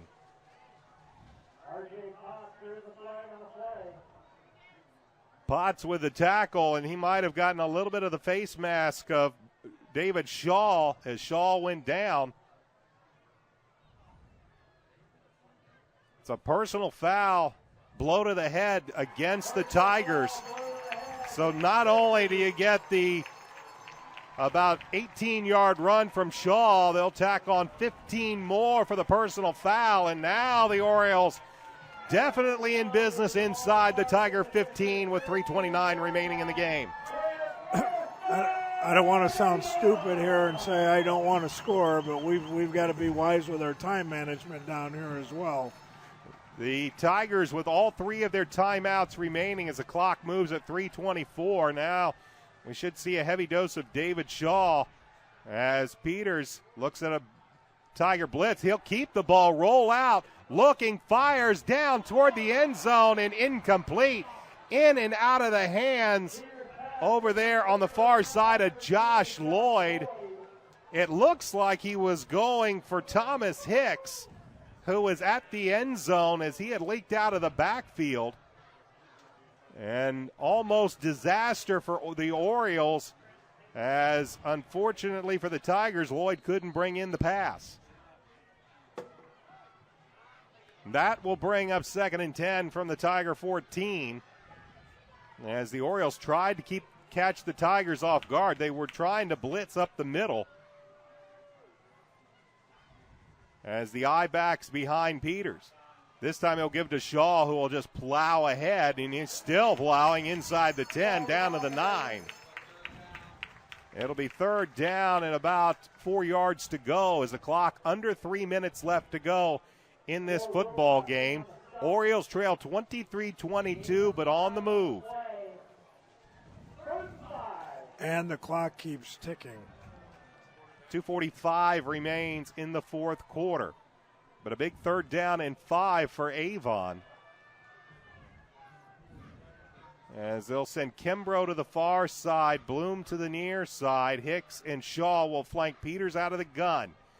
Tight end is right, and now we'll have a timeout called by Coach Mark Bless of the Avon Orioles. As big 3rd down and 5, they want to make sure they get this one right. 2:27 remaining in the 4th quarter. Back in a moment. This is Oriole football on ASO. McNamara Florist is Indy's hometown florist since 1954, with 8 convenient locations, including the new Avon store on Rockville Road.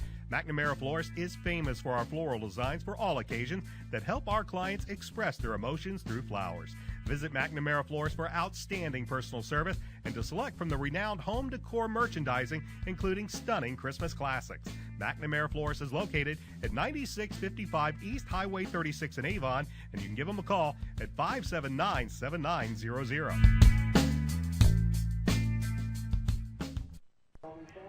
Orioles trail by a point deep in Tiger territory. However, they have a big 3rd down and 5. Along with Coach Dave Shelbourne, I'm Brian Scott. Coach Mark Bless calls the timeout, wants to make sure they get this one right with 2:27 remaining in this 4th quarter. They will line up offset eye to the right. Peters will bend under center. He'll take the snap, and it's a reverse to Kimbrough, but then it's going to be kept. They didn't pitch it off to Kimbrough. It was the keeper by Peters. They faked the pitch. Peters kept it himself, and now that will be a quick timeout by Coach Rick Wimmer and the Fishers Tigers. It looked like it was set up well to pitch it to Kimbrough, but instead Peters kept it himself. He's going to be tackled for a loss of a couple back to about the original line of scrimmage of the 14-yard line. It'll bring up 4th down. Well, that's the chess game. You know, we came out and tried to run the reverse or the fake off the reverse, hoping that we would get some flow out of their defense. Unfortunately for us, they kind of countered it with a blitz, you know, which means they're basically ignoring what's going on. They're shooting the gap, trying to penetrate into the backfield and be disruptive, and you know that time they guessed right. We were lucky that you know we didn't turn the ball over, and you know we've got the opportunity here to come out and kick the field goal. Niles Edwards will be on. This will be a 31-yard attempt. Avon with 1 timeout remaining. Fishers has 2. 2:17 remains in this football game, and Niles Edwards looking for a 31-yard field goal that would put Avon back out in front. Good snap, good hold. Kick is up, and it is good. Not the longest kick that Niles Edwards will ever kick, but he sneaks it over the crossbar, and with 2:12 remaining, Avon retakes the lead, 25-23. If you got points for style points, we wouldn't have gotten any, but the only thing that counts is it crossed inside the in the crossbar, and you have to give him credit. That's a clutch kick in a clutch situation. I want to give credit to Drew Sriatovich, the holder, since that was one of my old jobs, and also to my old buddy Cole Bennett, the long snapper. Those are kind of the unsung heroes. You only notice what they do when there's a mistake, so I want to give them credit for doing their jobs in a key situation. 2 minutes and 12 seconds remain on the clock. Orioles now with a 2-point lead. Tigers have 2 timeouts remaining, and we've seen they have quick strike capability. Now it's up to the Oriole defense to dig back in one more time. Well, Fishers can win it with a field goal, but again, the win that I've mentioned a couple of times here, they're going to have to, get it a little bit further down the field because, we saw the kickoff before that went in the end zone, went down to about the 15-yard line, so it's a pretty healthy win. So they're not going to go into this thinking field goal. Obviously, they would settle for it if necessary. We've just got to do the job here early.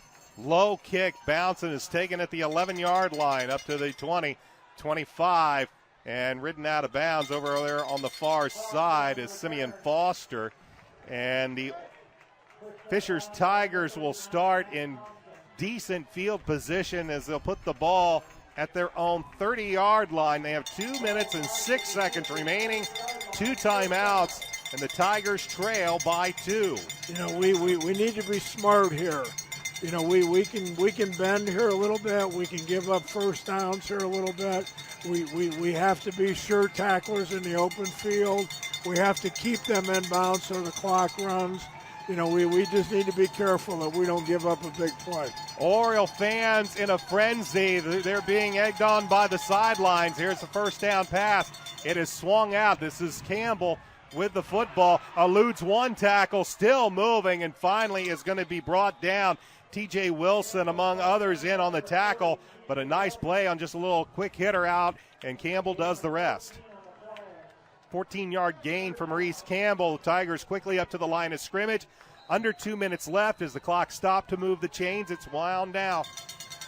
1:50. 3 wideouts in the pattern. Christensen under center over a 4-man front. 3-step drop. Now flushed out of the pocket. He'll come near side to the 50, to the 45, and that's where he'll go out of bounds. David Griffith was there to make sure that Christensen decided to go out of bounds, but it's a good pickup into Oriole territory down to about the 44-yard line. Wise played. He's a 3-year starter. And this is where it shows up in situations like this. He's made the wise decision and the fine throw on first down. That time his receivers recovered, saw the opening.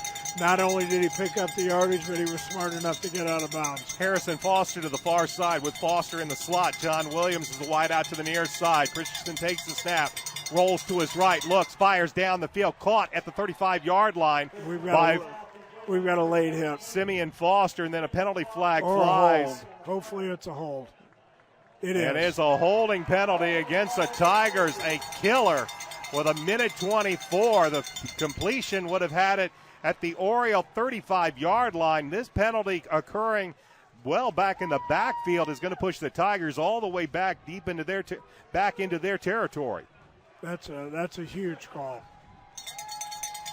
10 yards from the spot of the foul, and that flag is at the 49-yard line of Avon. That's going to push it back to the Tiger 41-yard line. 1:24 remains in this fourth quarter. Avon leads 25-23. For the Tigers, they have first down and 25 yards to go. 3 wideouts for Tigers, but they'll put Christensen under center. He will drop back to pass. Pressure up the middle. They flush. He throws it out. Pass is going to be ruled incomplete. They had over there on the far sideline, I believe they had John Williams. So no intentional grounding as Connor Christensen is able to get rid of the football, but the defensive pressure from Avon forces Christensen to get rid of the ball. It'll be second down with 1:03 left to go. Well, we guessed right. We blitzed that time. We pressured them. We tried to keep them inside the pocket. They did a great job. The coverage was man-to-man coverage. We stayed with our receivers. He had nowhere to go. He very wisely found a receiver so he could get rid of the ball and not take the sack. Well, the officials quickly huddled up, and I'm sure Coach Mark Bless wanting to make sure that they got the ball close enough to a Tiger receiver. He was looking for the intentional grounding call. It'll be second down. They're huddling up over the clock. We need to add time on the clock.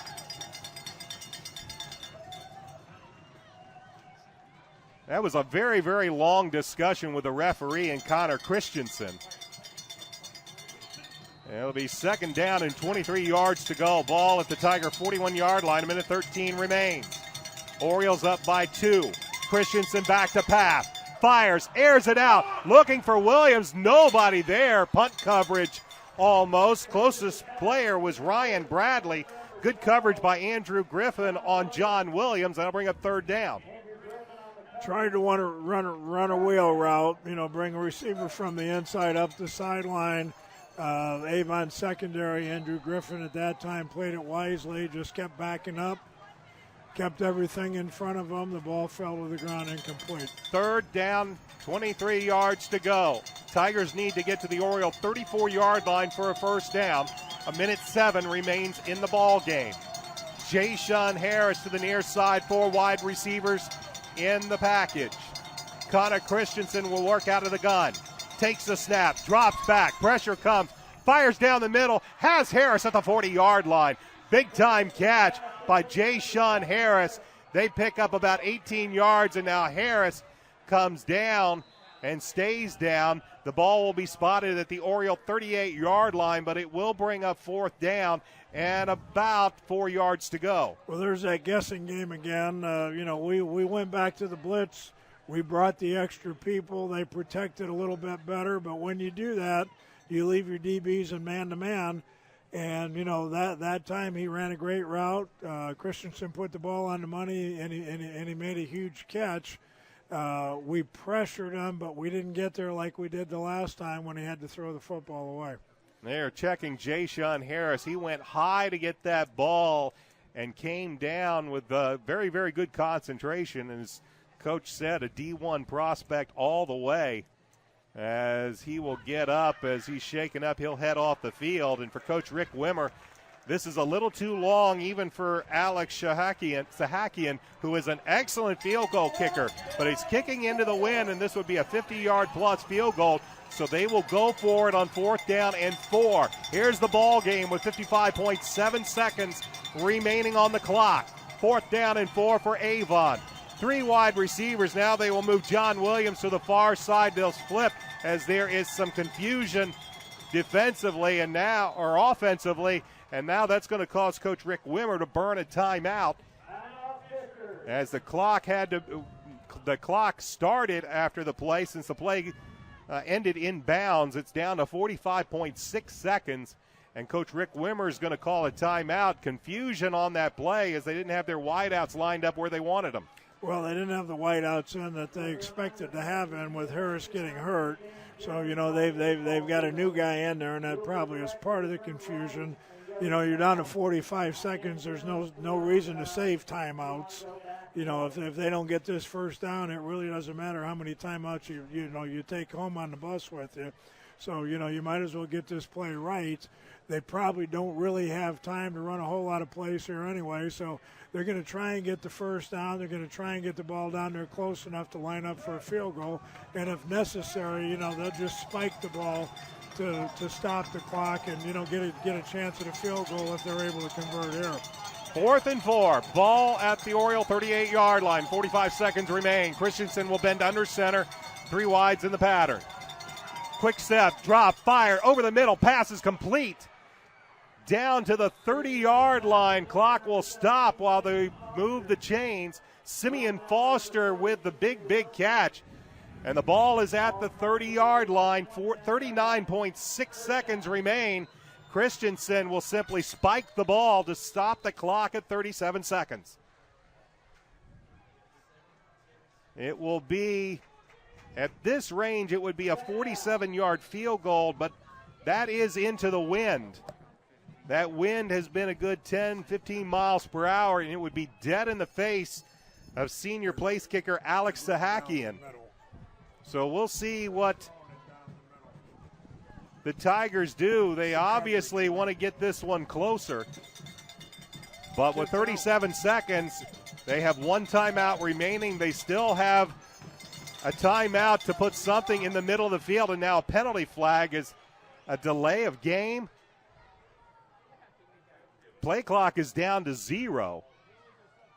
And if this is a delay of game, this is huge. Let's see what the call is.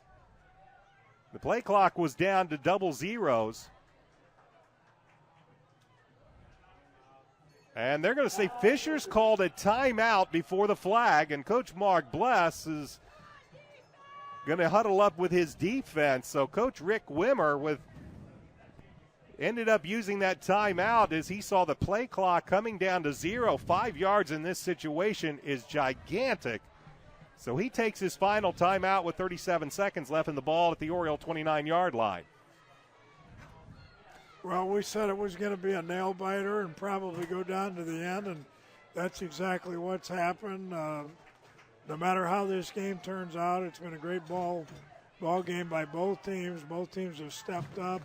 You know, we're getting to that point in the season where you want to see your teams improve. I think both teams have actually done that. You know, they played with a lot of heart. They played with enthusiasm. They made some big plays, you know, both sides of the football. So, you know, no matter how this ends up, I think both coaches are going to go away tonight knowing that their teams are playing their best football of the season right now. 2nd and 10 from the 29-yard line. The loss of that timeout means Tigers are without any, so any plays over the middle, they'll have to get to the line of scrimmage quickly. Christensen will drop back. He'll throw a fade, looking downfield. Here's Andrew Griffin. He is working against, over there on the corner, Josh Lloyd. Pass is incomplete. It'll be 3rd down and 10. So, Coach, do you try to put with 32 seconds maybe something you can't really you can spike the ball and maybe get the field goal unit on if you can pick up another 5 or 6 yards. From this distance, that's going to be about a 47-yard field goal into the wind. Yeah, it's tough from here. They took their shot up the sideline. I wouldn't be surprised to see them try to run some type of seam route, either with the tight end or the slot back, and keep the ball in the middle of the field. Christensen on the snap on this 3rd down play. Looks, fires over to the right. Pass incomplete. Looking over to the far side, looking for John Williams. Gabe Laxton's in coverage. That ball was a little hot and a little too far outside, and that brings up 4th down. And now a big decision by Coach Rick Wimmer with 28.6 seconds remain. This is a very, very long field goal, even for the veteran Alex Sahakian, and they're going to bring him out to try a 47-yard field goal, about a 47, maybe 46, 47-yard field goal into the wind to give the Tigers a 1-point lead. The ball is in the middle of the field. Good snap, good hold. The kick is up. It's long enough. It is good. He sneaked it over the crossbar. A low line drive kick that goes over the crossbar. Several Orioles are saying no, that it went under the crossbar, but they're not going to get any satisfaction from the officials as they say it sneaked in over the crossbar. And Sahakian's 47-yard field goal has given the Tigers a 1-point lead with 23 seconds remaining.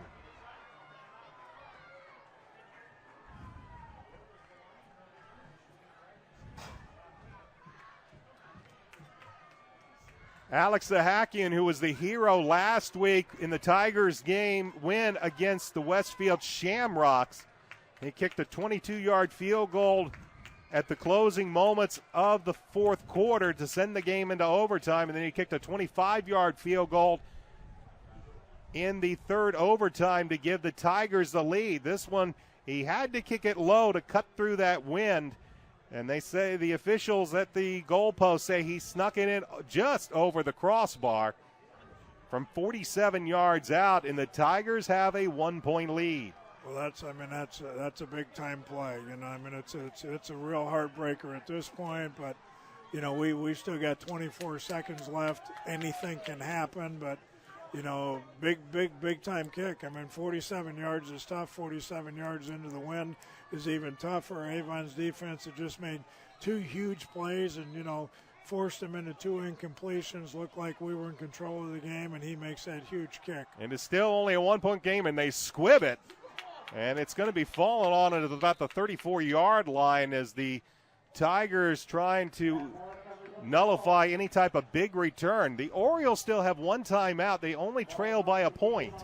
They'll have the wind at their back with the ball at their own 35-yard line. 22.4 seconds remain. 26-25. Again, the Orioles with 1 timeout. Well, lots of situations here. I always like to try to hit a receiver running across the field where you could try to hit him in stride rather than just run him deep because they're going to sit back. A crossing route sometimes gives your receiver a chance to catch the ball and run with it. Peters was stripped of the ball. He picked it up, but he's going to be brought down as Trey Henderson came in to finish up the play. Clock stops as Coach Mark Bless is forced to call his 3rd and final timeout. Now things get a little more precarious for the Orioles because now they face 2nd and 20. The 20-yard lines is rather irrelevant. But if we're even fortunate enough to hit a long pass, we've either got to get out of bounds or we have to be we've got to get our field goal team on the field if we have a chance to even attempt a field goal while they're moving the chains because the clock doesn't start until they get the chain set. So you got to figure with 13 seconds remaining, any play that goes downfield far enough for a field goal is going to take 7 or 8 seconds at least off the clock. But again, while they're moving the chains, and hopefully they'll take their time while they're moving the chains, if we should be fortunate enough to get that done, we've got to be disciplined enough on the sidelines. That holder better have that tee, that kicking tee in his hand. The long snapper better be ready to go and know to snap the ball on the snap. And, this is why you practice those situations. Your expectation here is that you're going to get it done. Steinmetz, Kimbrough, and Bloom, the 3 wideouts. Peters with the gun. He fires it up. He's looking deep for Crest Kimbrough. It's a punt. It'll be knocked down at about the 37-yard line, incomplete. That'll bring up 3rd down, which is kind of an interesting call there, Coach, that the defenders just elected. It's more of a punt coverage. They catch it. Game's over, but they've left 6 seconds on the clock, and stranger things can happen. Well, again, that's one of those. I'm sure they'll watch the film tomorrow, and I'm sure that will be pointed out. Coaches were probably on the sidelines screaming that out, but I guess, when in doubt, you just don't, if you're Fishers in that situation, you don't want Avon to catch the ball, and if that means knocking it to the ground, then I guess that's better than giving up the completion. 6 seconds remain. This will be the final play of this football game as Peters will take the snap. He's going to look, and he is going to air it out downfield. Kimbrough high, pass incomplete. There's actually going to be enough time for one more snap. 5/10. And it's interesting, Coach, that it's been how many years? It's not been that long since a lot of the high school football stadiums have added the 1/10 of a second to the clock. There is 5/10 of a second. It is 4th down, so the Orioles still have a prayer. Stranger things have happened. Again, this is, you have those trick plays you practice every week. You hope you never have to use them. The percentages of them working is never good, but, if it's ever going to work, now's the time. 4th down. That's irrelevant as Peters will take the snap. He's going to step up, and he's going to be hit from behind, and that'll be the football game. He was trying to load up that gun and put it downfield, but he's hit from behind, and that will be the football game. The Orioles, with a heartbreaking loss, they played one whale of a football game, and it was everything you would expect from a Hoosier Crossroads Conference game. Unfortunately, it will be the Orioles falling to the Tigers by the score 26-25. Back with a final recap after this. This is Oriole football on ASO. Did you know that Nelson Jewelers in Brownsburg has been serving Hendricks County and the west side of Indianapolis with an extensive selection of finer diamonds and gemstones since 1958? Nelson Jewelers is a family-owned jewelry store specializing in unique jewelry, jewelry repair, appraisals, and watch repair. Nelson Jewelers is conveniently located in downtown Brownsburg, across from the Hendricks County Bank. Visit Nelson Jewelers for all your jewelry needs at 22 East Main Street in Brownsburg and online at www.nelsonjewelers.com. Nelson Jewelers, a little out of the way, very much out of the ordinary.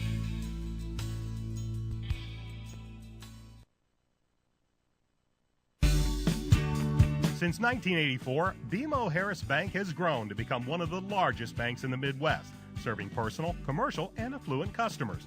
Located locally at 610 West Northfield Drive in Brownsburg, we thank them for their sponsorship of the Hendricks County Coaches Show. Avon falls to the Fishers Tigers by the score of 26-25. Coach Dave Shelbourne, Brian Scott back with you from Hendricks Regional Health Stadium here at Avon High School. You couldn't have asked for a better football game. Both teams played their heart out. Both defenses played well. Both offenses played well. Both teams took advantage of some turnovers, but in the end, Alex Zahakian kicks a 47-yard field goal in the final moments here of this football game. Avon with one last chance, but they couldn't get anything out of it to get the ball downfield and possibly set up another game-winning field goal attempt, and they fall to Fishers by the score of 26-25. Brandon Peters, pretty good night on the night. Couple of touchdown passes on the night, one to Matt Moore. He also had one later in the game to Cress Kimbrough, and also another one to Matt Moore. So 3 touchdown passes on the night. The Orioles really looked to open up their offense. They were pushing the ball down the field. They did a great job defensively against this high-scoring Fishers Tigers offense. But in the end, Zahakian kicks a pressure kick, kicks a low-line drive, sneaks it over the crossbar, and the Orioles will fall to 1-3 on the season.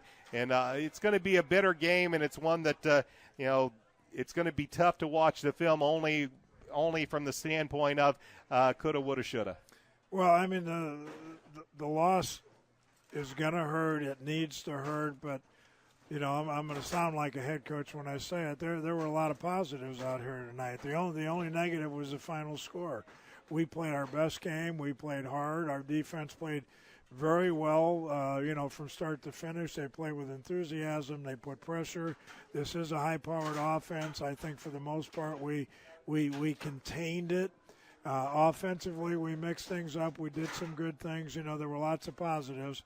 This is a time when, and I can feel for Coach Bless, but thank goodness we have a head coach, with some experience, because this is one right now. It's tough for him to stand down there with the kids, but if I were down there, I mean, I'm sure what I would hear, and I know what I would tell the kids, and I'm sure he's telling them the same thing, is, it was a great effort. I'm sure he's not upset with the effort, the intensity, the way we played. They just ended up, I always had a saying when I was a head coach that games like this come down to 4 or 5 plays that you're going to look back on, in retrospect, and those plays, more of those plays have to go your way than the opposite. Unfortunately tonight, one play, 1 foot, I don't know how much you cleared by, but, if he misses that field goal, we're excited as can be. We just, we played with the number 11 team in the state, even up, if not better, for most of the game. One lousy kick that they made into the wind, and, we're going home a little bit disappointed. So lots of positives. I know, they'll watch the game and think this one penalty, this one play here. But, there are lots of good things here. This is a good team. They're getting better. You're building for the playoffs anyway.